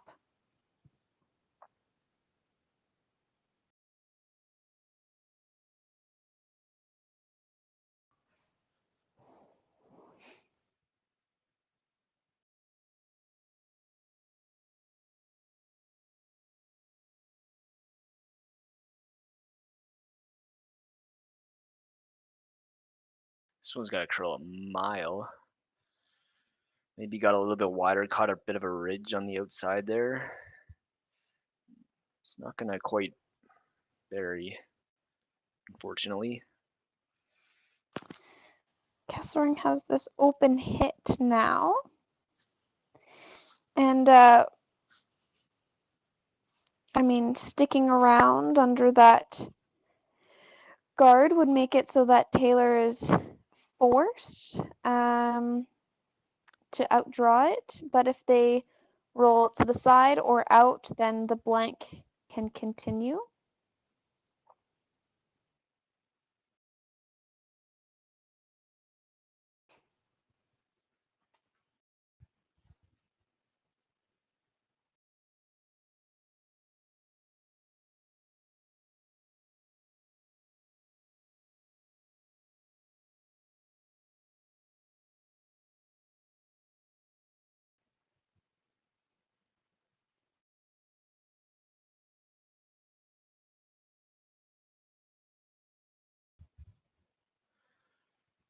Hits it on the nose, so there will be a blank attempt again. And both teams are okay with this result for this end. Team Taylor did have chances to get a deuce there, but blank's not bad. Just going to have to come back and score 2 in the 8th end.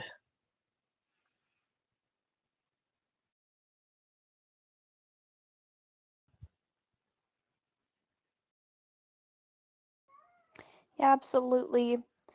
I think some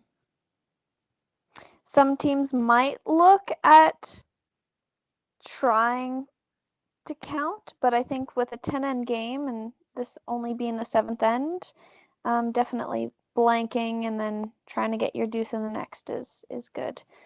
Here they do take their 1, so it'll be 5-4 for Kesslering, playing 8, and Kesslering has hammerback.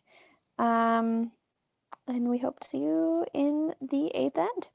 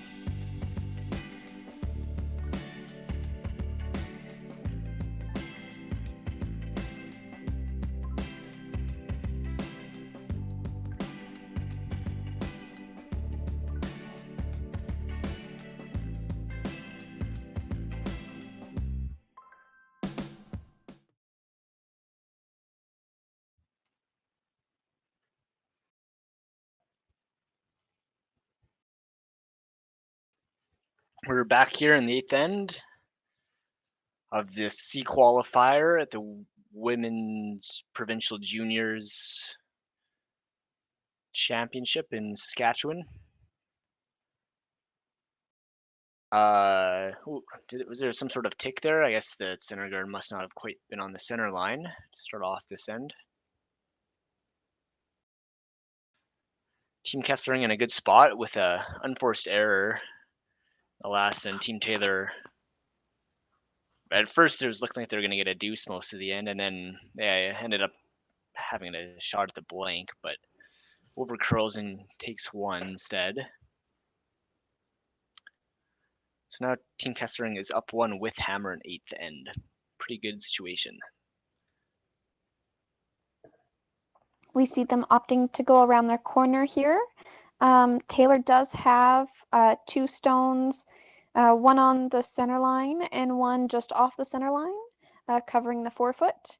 And Kesslering's guard is a nice corner guard here. So they're going to take advantage of that corner guard and see if they can count here to further the gap in points going into 9.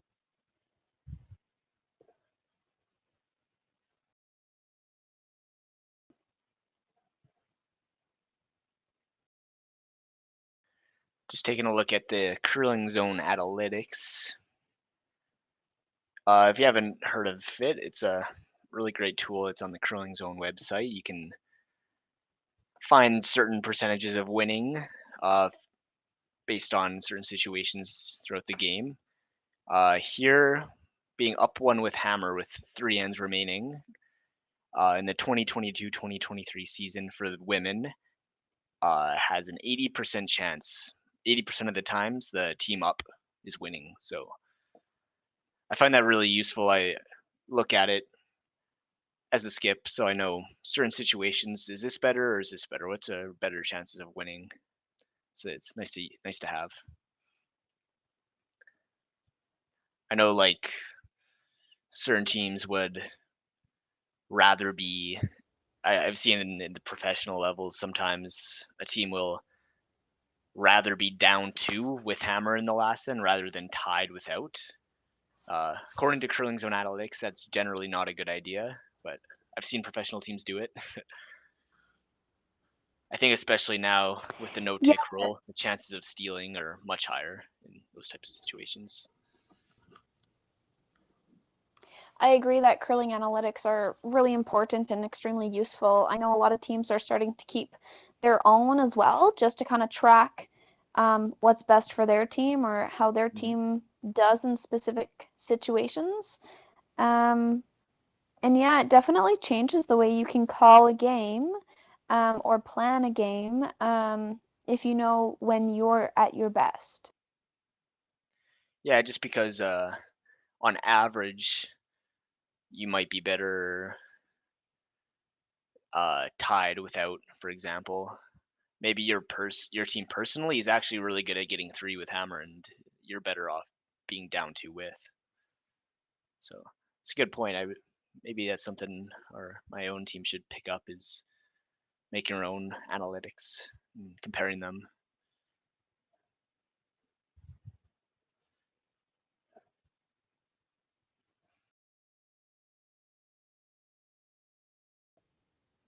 I know there's some apps that teams can use now that run the numbers for you.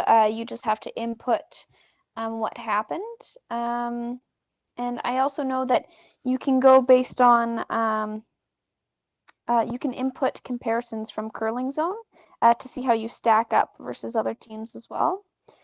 So it does sometimes get pretty technical, but sometimes it's just fun to see where you're at and how you're comparing to other teams that are in your cohort. Mm-hmm.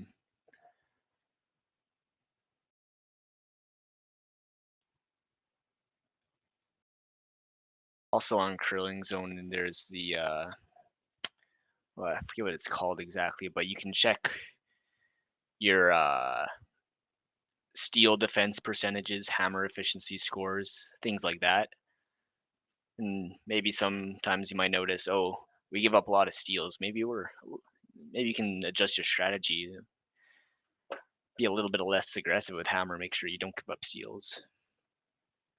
I know probably the best team in the world at not giving up steals is Team Gushu. They have an incredibly low steal defense score. I think it was something around like 5% or less. They hardly ever give up steals. And I think that's one of the most important metrics actually to measuring how good a team is. That's why they're one of the best.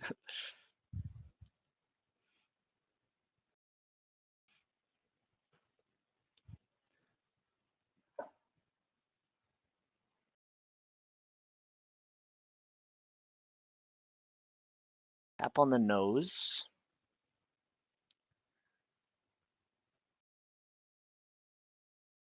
So those back yellow stones could be good, could be bad for Team Taylor. Have to wait and see. Structure of the end, there's definitely chances to steal here, but it could also be quite dangerous. When you have rocks in the back of the house, as you said, could be good, could be bad. Sometimes they're those extra points that you count, and sometimes they're the reason the opposition counts a couple extra points. So keeping your rocks where you can control them is always a top priority.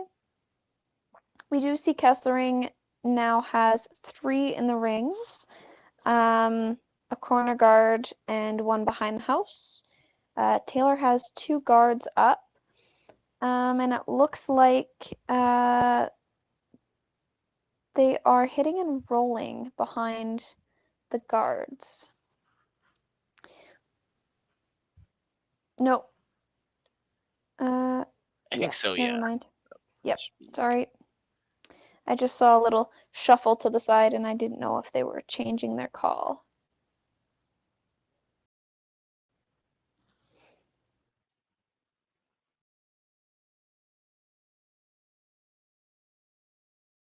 It's a bit wide, might be able to make a double instead. And punches it right through the hole. 2 shots in a row, a rock went through those yellows without touching either one. And it looks like red is second shot.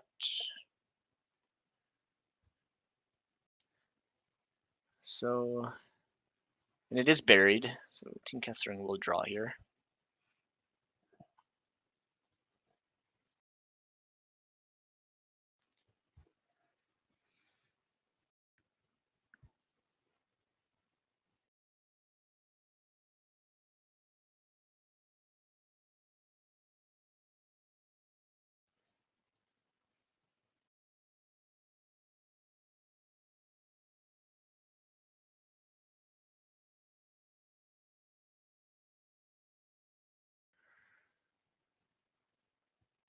Quite heavy on that draw. Just comes back to the back one and bumps it out, but they're sitting 2 now.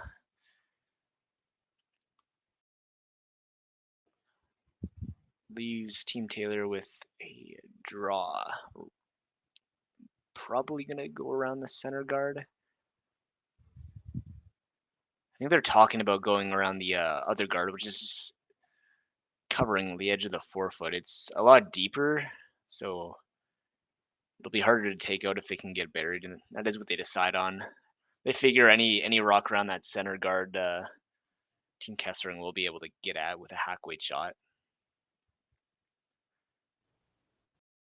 Yeah.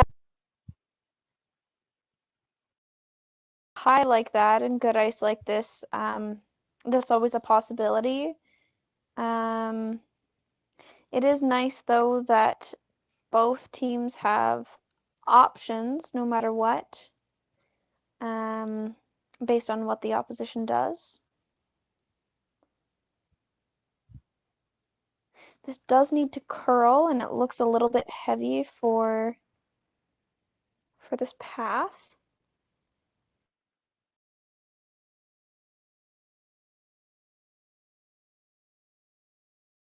It is going to fall back. Sits around in the back of the house, but yellow is still counting 2. Not much to think about here. Try to go top 8, top 4 around this top red one. Center line red one.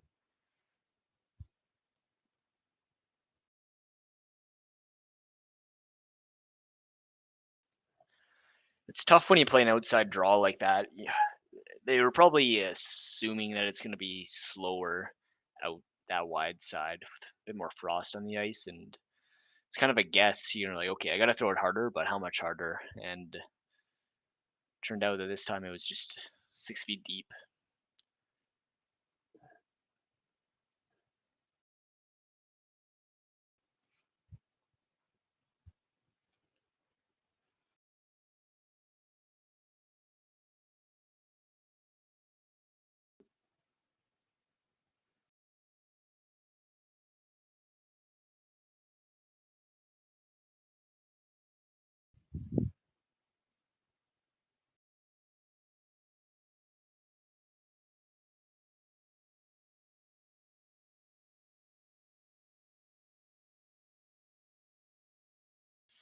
Another rock that goes deep. This one's back 4, and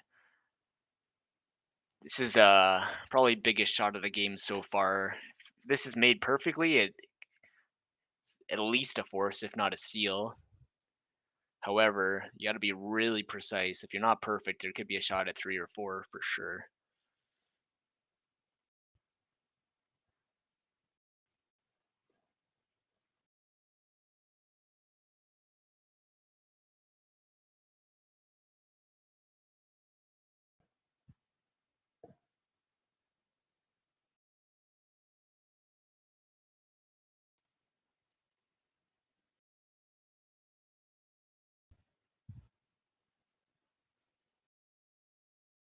Got a curl.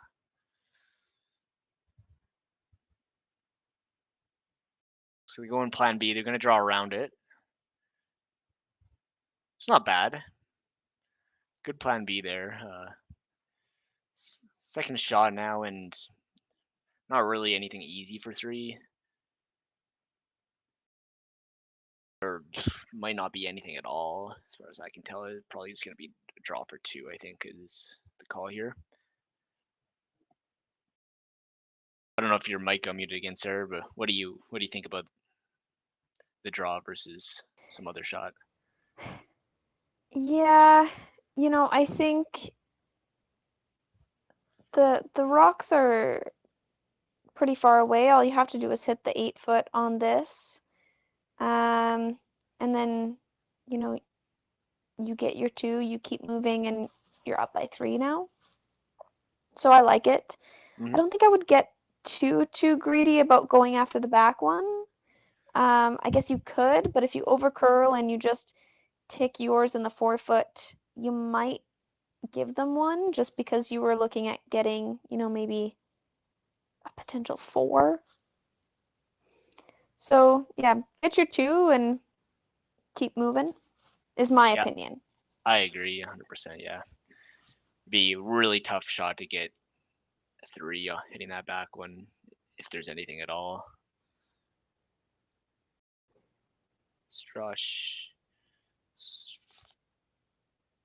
It's heavy. And it looks like they'll just pick up 1, so it's a 6-4 lead for Kesslering. Now going into the 9th end, and Taylor will have hammer.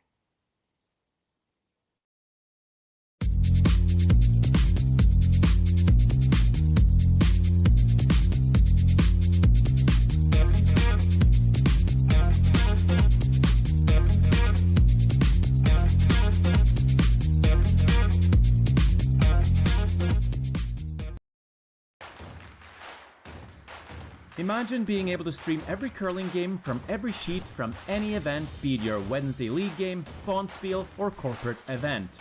Curling Stadium offers an all-inclusive streaming solution featuring high-quality cameras, ease of use, great reliability, and minimal installation. Offering your sponsors customizable ad space on your streamed curling games and being able to sell video packages to your corporate events for increased revenue.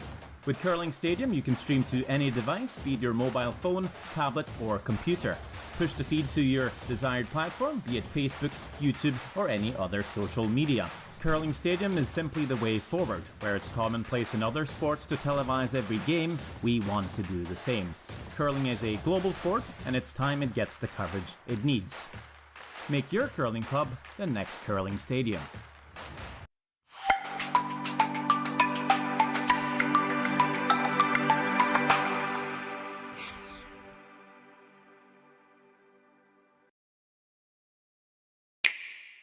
Sometimes curling just isn't as fun as it can be on the Nintendo Switch. With up to 4 players per console, you can enjoy curling with your friends and family anywhere, anytime. Let's play curling. Available now only on Nintendo Switch.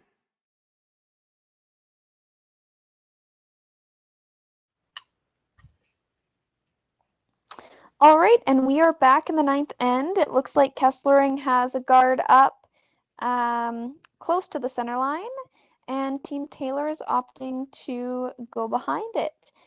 Taylor does have hammer this end, and Kesslering is leading by 2.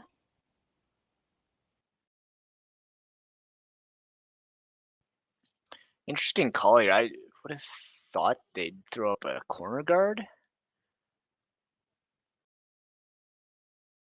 But this is okay. Like, good chance to get a blank here. Like, when you go around, I usually say we'd like to get 2, but if we can blank, that's okay. That's usually what I'm thinking when I'm going around the center guard like this. But in this situation, my thoughts would be like, okay, we're trying to get 3 here, which pretty much means you gotta throw a corner guard up. So I'm a little surprised they didn't throw a corner, but it's definitely debatable. Either way works. Yeah, absolutely. I mean, unless they're thinking, let's just blank and take hammer home. Yeah.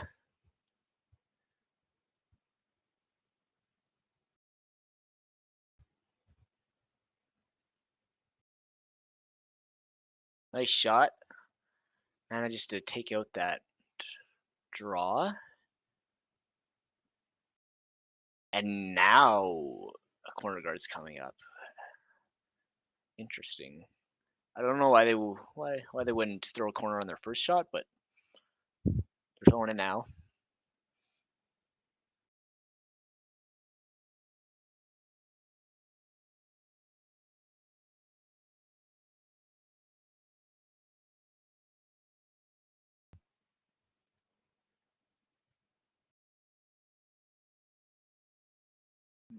Well placed.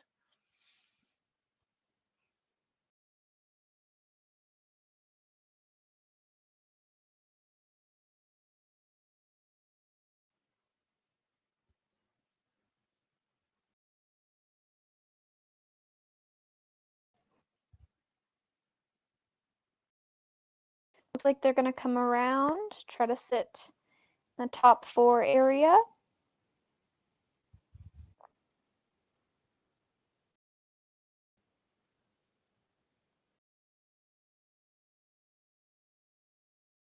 They do tick the guard. You know what? That's A-okay too.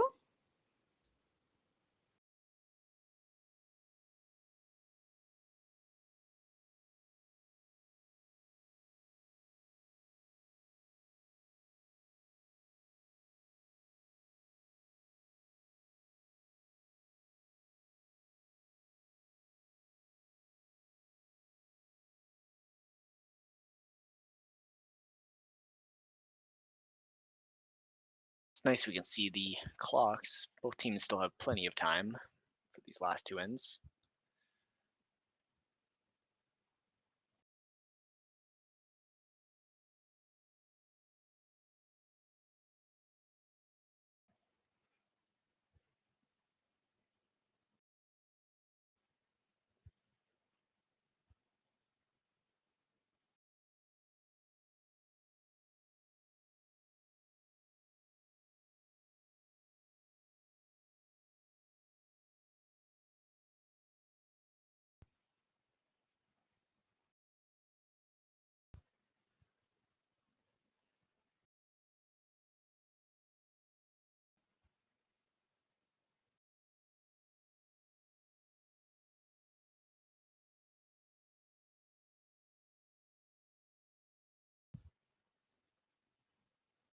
Hit and roll is the call. I'd be mighty tempted to just ignore those corners and draw around those center yellows, looking like really nice guards. And when you have overlapped guards like that, you want to make sure that you're the first one to draw around them. Absolutely, especially that because Taylor's looking to count here. I mean, if you can shrink their scoring zone, or maybe even under those overlapped guards, have something that's in place for a steal, you're in a pretty good spot if you're Kesslering. But that actually worked pretty well for them as well. Looks like Taylor's going to consult with the coach. Yeah, they got a little bit unlucky that they took their own rock out in the house there, but made the peel. That's the main purpose. Just a bit more likely that blank comes out of this end without that rock on the house. And yeah, coach says get under those overlapped guards first.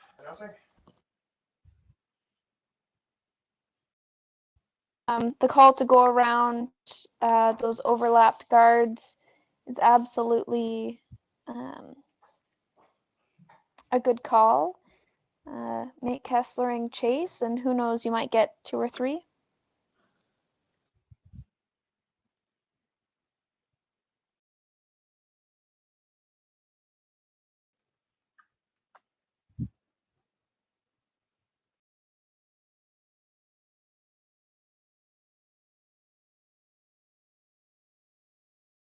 Do not want to be deep though.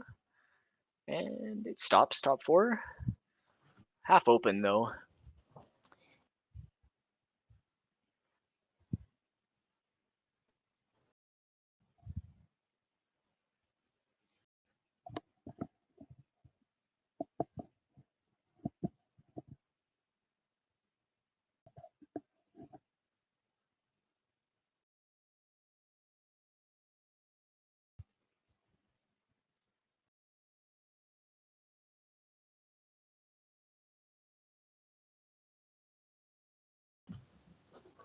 Nice brush here to curl enough to get rid of that one on the top 4 foot, and they kind of roll open here. Taylor has a hit and roll under those staggered guards, and if they can kind of get it right between the 2 guards, that's probably the best option, just because they are pretty high, so it's easy to go around them.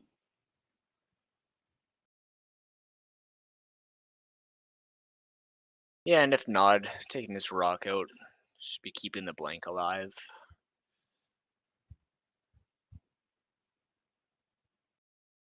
This looks pretty close.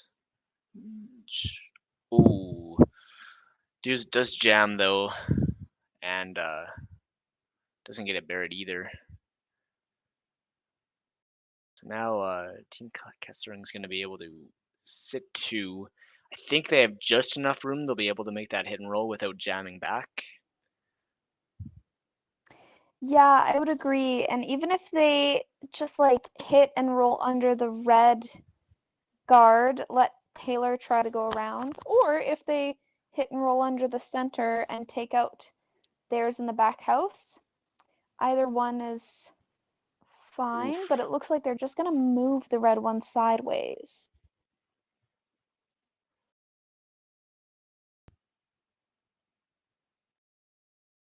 Yeah, big opportunity now to get a rock buried and sit 2.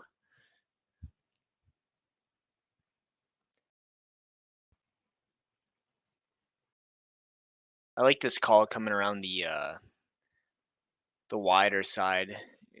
Say you stop a bit short, say you stop top 12 half buried, it'll make a Christmas tree effect where both of these reds will be hard to take out.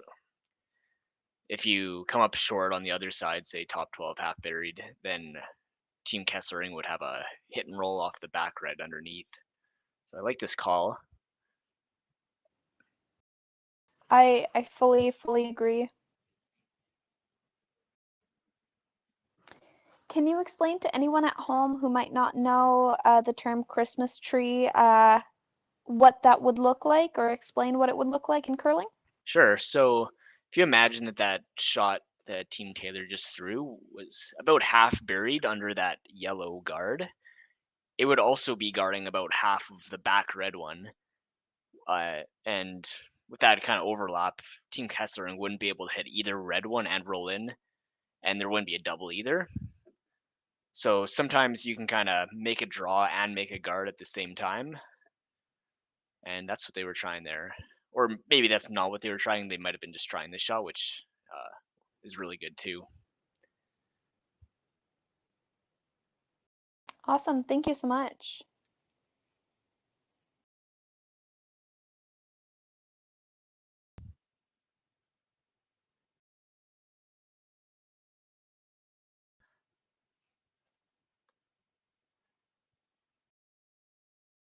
I think there might be a chance to roll underneath him. We'll see what they can do. Yeah, they should be able to hit this red and roll it for shot right to the button. Looks really close. Just touches the top And they one. do move it. Yeah. They get rid of the back one though, so that was good. And now Taylor has a shot for a hit and roll here. Yeah, it was definitely a good shot. They took a rock out and opened up the other one. So, I don't know if you want to roll this one towards the center line because you're going to be behind the T line and there's going to be a real nice pocket to draw to if Team Kessering opts to do that. But they're up 2, so maybe they would just hit the open one and be happy giving up 2. So. Right. I don't know. I think there's definitely a case to be made just And to I mean, roll to the wide side just a couple feet. It's another shot possibility. those yellow guards are relatively high that it might even be just as easy to come around them and tap back whatever Kesslering throws, or if they, roll under. So I agree with you. There's like 2 or 3 shots, and it's based on your comfort.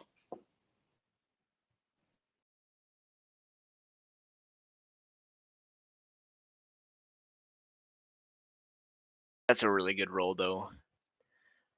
Doesn't roll too far and leave a pocket, and rolls just enough so there's also no double. So that's a nice shot.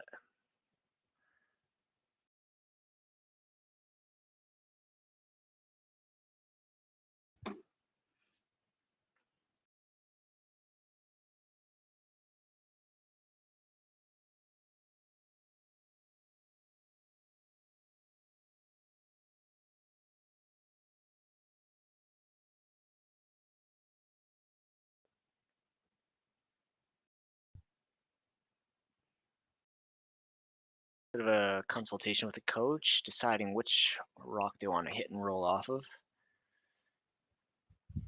This one's just a bit safer. It's more open. Make sure you're taking a rock out this way. Don't want to get too cute with trying to hit and roll off the other one and accidentally rub the guard.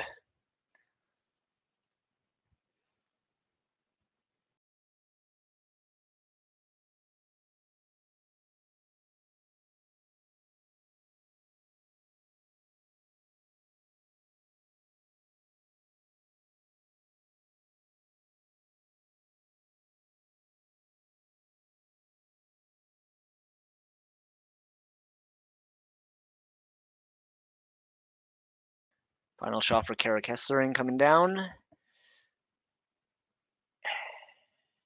Is it going to sit? Not quite. Really good attempt, but rolls just a foot too far. Leaves Savanna's shot, sitting shot. And will be a draw to the 4-foot for the deuce.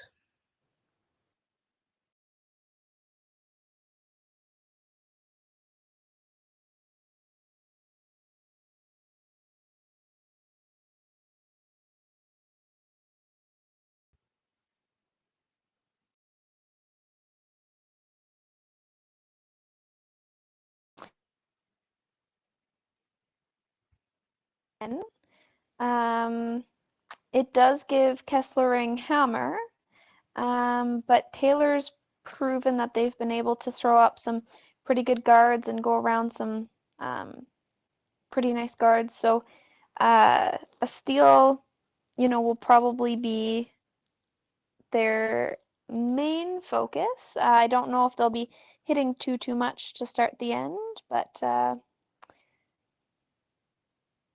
oh, and this stone, the sweepers are sweeping it.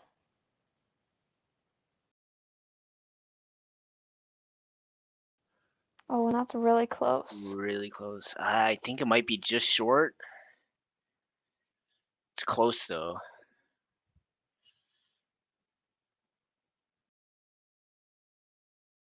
Probably gonna measure this stone. Yeah. Call for a measurement.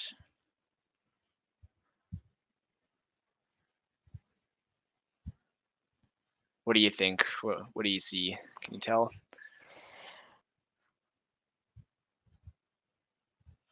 But also, I know that could just be camera distortion.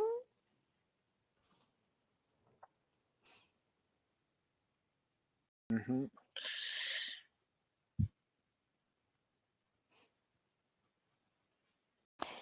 My big thing was if you have to look twice, just measure. Like if Yeah, it's not obvious on the first glance. I think the umpire's coming down, or ice technician, somebody with the measuring stick. I guess they don't have one on the away side of the club.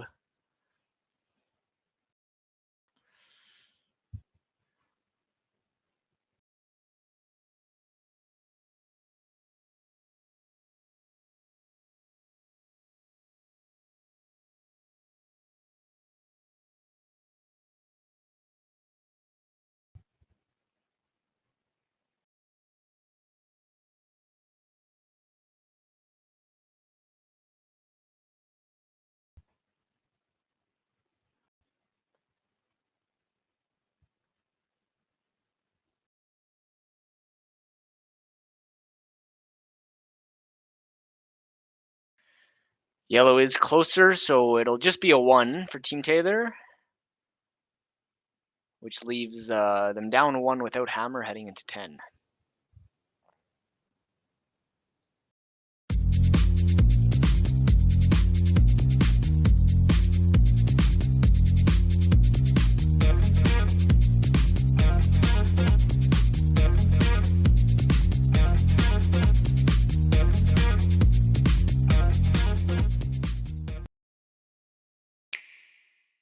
The roaring game. We all love it, but sometimes curling just isn't as fun as it can be on the Nintendo Switch. Don't get stuck in your curling club this year. Learn the game inside and out. Play for your favorite country and take the curling world by storm. With up to 4 players per console, you can enjoy curling with your friends and family anywhere, anytime. Let's play curling. Available now only on Nintendo Switch. So the unique thing about Stringham is, although we've grown, we still maintain the small town law feel. And it's important to Stringham to go into those communities, to provide those high-level legal services to our community members, and to live in those communities, to support those communities, and to help those communities grow and thrive.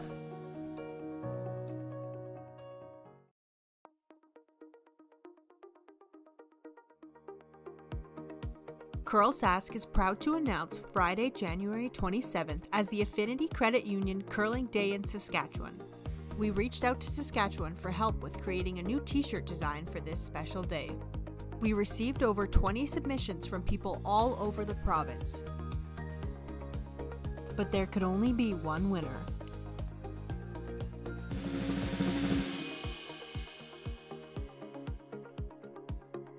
Congratulations to Amy Fredette from the Estevan Curling Club. CURLSASK is so excited to use this design for our Provincial Day of Curling on January 27th.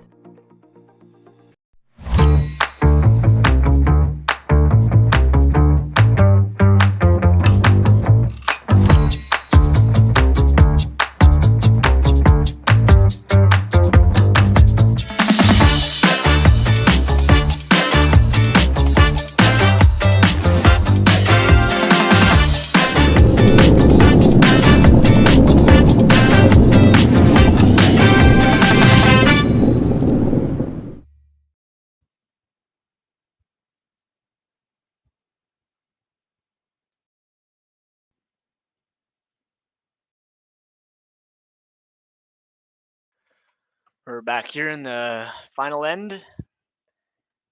Give you a quick update on some other games in the men's junior provincials tiebreaker.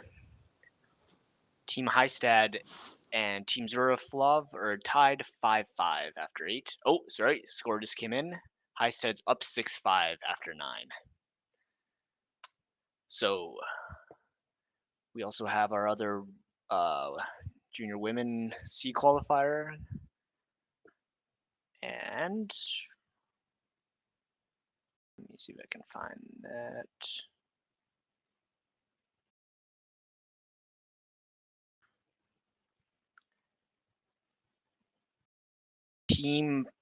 So we have a final score here, 12-5 for Team Pomidley versus Team Todd. So the winner of this game will be playing Team Pomidley in the first round of the page playoff.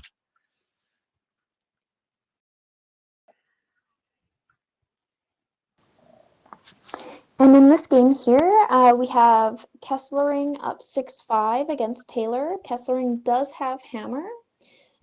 Taylor has a close to center high guard. Kesslering has a close to the rings, somewhat corner guard. And Taylor is looking to go around their high center to put that another guard tight to the rings to get that double guard effect going. Well placed stone there. This game's been very tight the whole way through, but Team Kesslering's definitely been on the better side of things, slightly more control throughout the game. And that leaves them with the advantage in this final end. Maybe I'll just take another quick look at the curling zone analytics, see how other teams fare in the situation. Up 1 with hammer in the last end. Has an 81.8% chance of winning. And it's time to start peeling.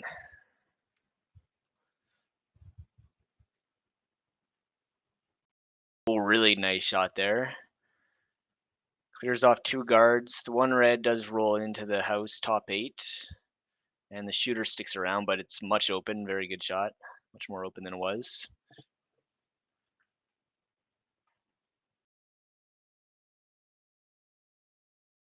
There you go. Like you were saying earlier, Sarah, with the no tick roll, it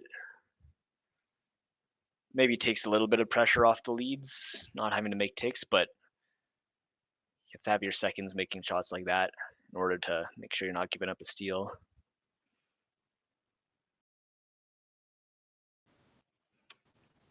Yeah, absolutely. I mean, the no tick rule has definitely just kind of changed the dynamic of who's making what shots. Of course, at this juniors, they're not playing with a no tick rule, but it is, something that they'll be looking at in the future.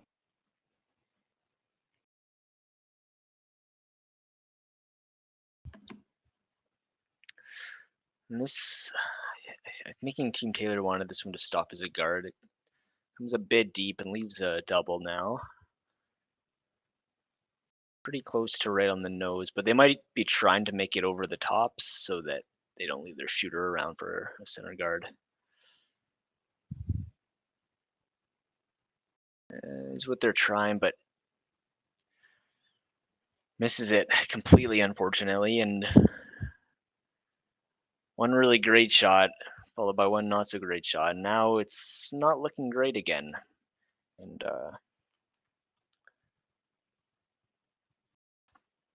third for Team Kesslering's gonna have to make some rocks disappear. Yeah, absolutely. And with Taylor looking to protect what they've got to, steal one here to tie and go into extras or steal 2, the pressure's definitely on.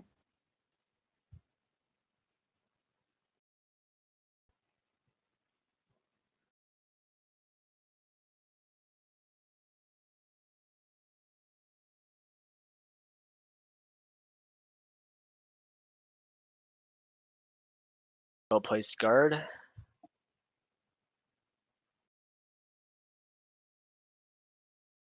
I don't think you could put that guard in a better spot, honestly. Any tighter and the run back's going to be a lot easier. You're covering the top stone mostly, but also covering a little bit of the back stone. It's a really nice spot. Yeah, absolutely.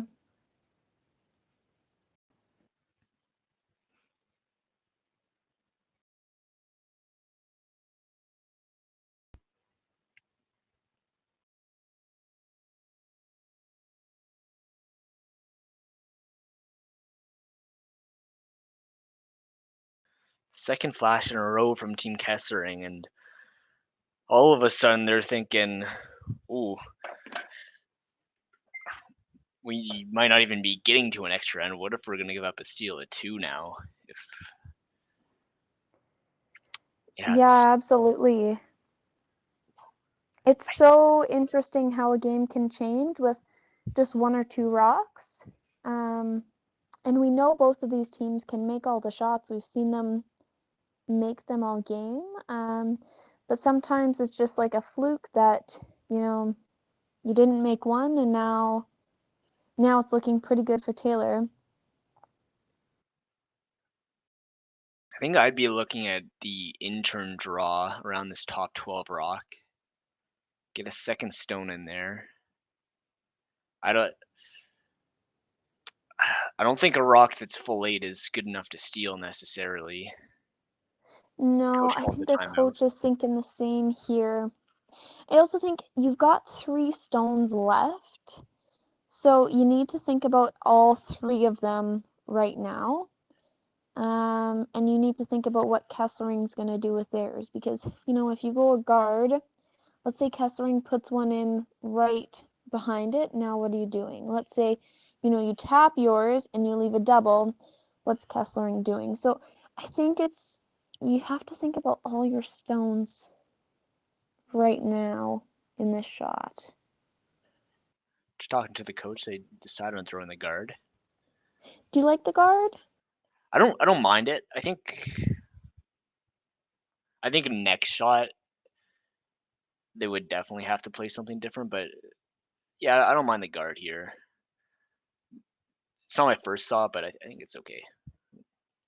Get back to the send. The reason I think it's okay is now is Team Kesslering. I think this might come deep though. But you know what? That's pretty good. I mean, Team Kesslering does have options with it, but it covers what they want it to cover. I don't know about this call. I think that Yellowstone is the least of your worries right now. I mean, I know it'll open up the draw path a bit better, but I mean, unless she's thinking, I'll peel it, and if I run it in... Yeah, they are trying to make the run back, which would be great. Yeah. It's just so tough. And if you don't make the run back, then... I think I would have tried to play on the stone that Taylor's team just threw. Yeah, I agree. I think you have enough of it. You can hit what you can see, and you'll definitely get a double, and might even get some sort of triple, possibly.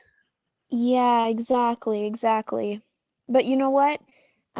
With that peel/run, if you make that too, your draw path is open, and you probably eliminate 1 or 2 of the other stones anyway. So at that point, I think it's just based on comfort.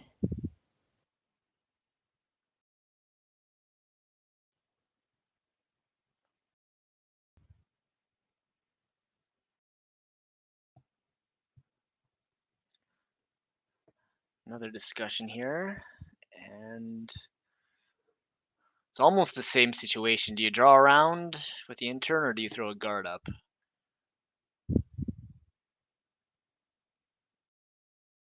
They could also plug the hole to stop the draw path. I don't mind that shot. Yeah, because Kesslering's going to have to deal with it. I just really feel like they need another stone in there that's closer to the button. Like, sure, if you do this, your chance of stealing this end is very, very good, but then you still got to steal next end. I'd rather Mm-hmm. steal 2 now. Like, they're in such a good position. I think they could put some pressure on and try to get 2. Because those top 12s stones are probably not good enough to steal. Like, gotta get another stone in somehow, I would say. Yeah, absolutely. I think you also have, for your last shot, if you needed to, if all draw paths were taken, you can always bump around those top ones if you needed. That's true, yeah. Maybe they're thinking throw the guard now and they can bump up that other stone Oh, next. and you know what? That's pretty good. It does still leave a hole, but there's no easy path. Again, Cara Kesslering decides, is thinking we just want to open up this draw path. Yeah, I don't know. It's kind of hard to say now. I think I'd just be throwing the intern through that hole, take off those top 2 reds. House is much more open without those there. Yeah. Because the first shot right now is just in the 8-foot, so you just need to bite the 4-foot to take everything away from Savanna Taylor.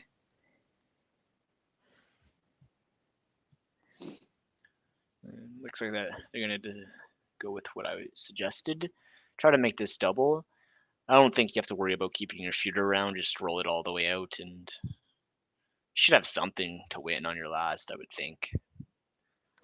Yeah, I agree. I mean, I see that there's potentially also a triple. Like if you hit almost all of that top one, it'll go straight back, and you might catch the backside of. It's possible.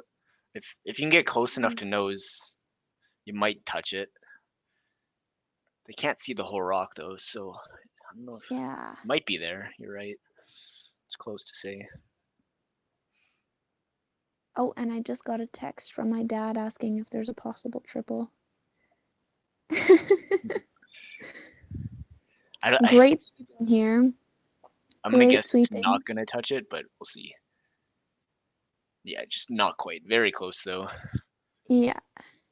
A little bit closer to up nose, it there. might have caught it. Yeah. Yeah. I mean, who knows though? Based on how lively the rocks are, or dead the rocks are. It's a good shot though. Looks like we'll probably just see a draw around the same guard to sit 2, and there's not going to be any easy draw to get shot, that's for sure. I think. No, I wouldn't mind almost like drawing around and just tapping yours full 4 and sitting where that red one is right now. Yeah.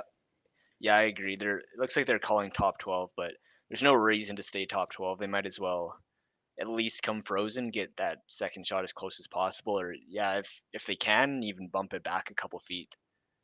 Yeah, If they I bump it back agree. 2 feet, it's gonna be really hard to get anything. I think you're Yeah. right. Yeah.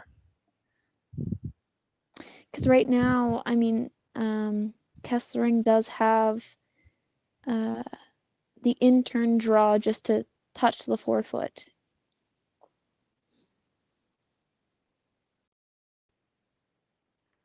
They're saying it's a little bit heavy, and it's hanging out there too. Maybe they're trying to go around now. Looks like that's what they're calling for.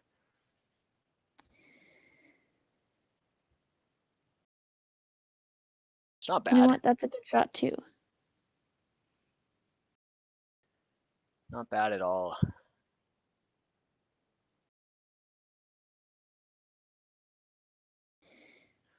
Now the question for Kesslering is, what do you play? Do you play the intern around those 2 guards? Do you play something through the porch, or do you play the out turn to kill one of them?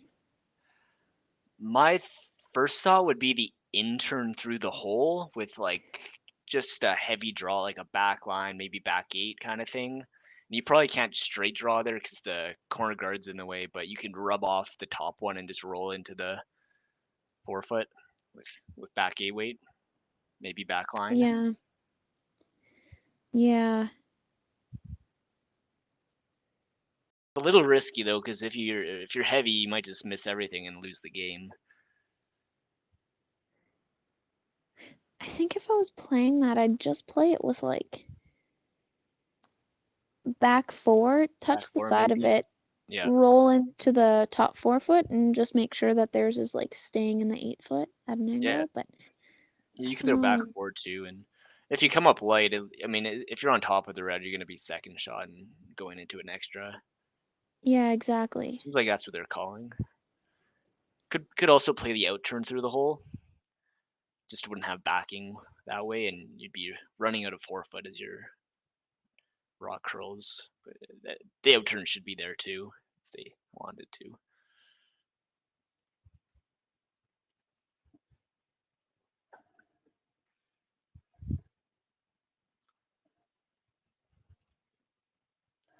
Final stone for Cara Kesslering to win the game and qualify for playoffs.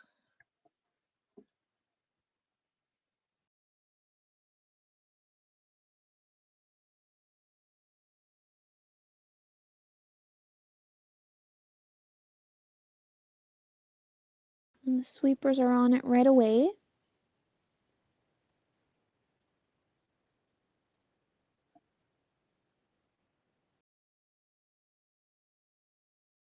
Making sure that they get at least full 8 here. Line is perfect.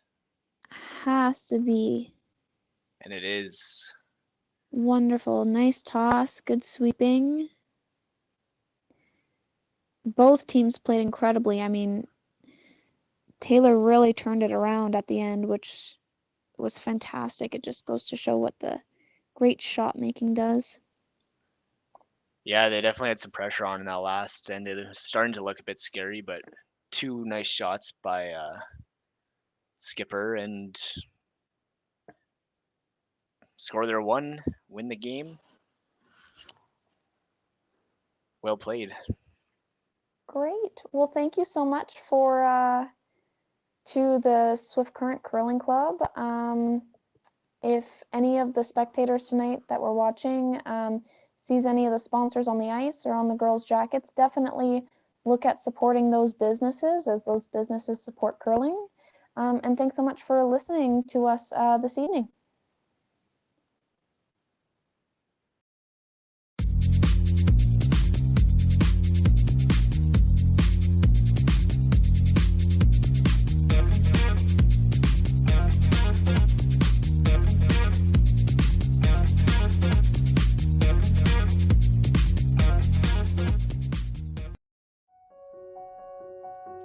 So the unique thing about Stringham is, although we've grown, we still maintain the small town law feel. And it's important to Stringham to go into those communities, to provide those high-level legal services to our community members, and to live in those communities, to support those communities, and to help those communities grow and thrive. Saskatchewan, you know SaskTel because we're everywhere. Because being everywhere keeps us connected to you. With SaskTel sponsorships, we get to be part of your community. We're here with you, and we're here for you. It's easy to get started. All you need to do is apply. SaskTel cares. Always has, always will. To apply for sponsorship, visit sastel.com/sponsorships.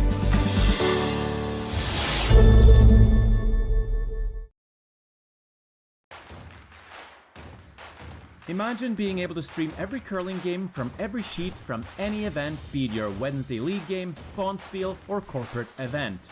Curling Stadium offers an all-inclusive streaming solution featuring high-quality cameras, ease of use, great reliability, and minimal installation. Offering your sponsors customizable ad space on your streamed curling games and being able to sell video packages to your corporate events for increased revenue. With Curling Stadium, you can stream to any device, be it your mobile phone, tablet, or computer. Push the feed to your desired platform, be it Facebook, YouTube, or any other social media. Curling Stadium is simply the way forward. Where it's commonplace in other sports to televise every game, we want to do the same. Curling is a global sport, and it's time it gets the coverage it needs. Make your curling club the next Curling Stadium.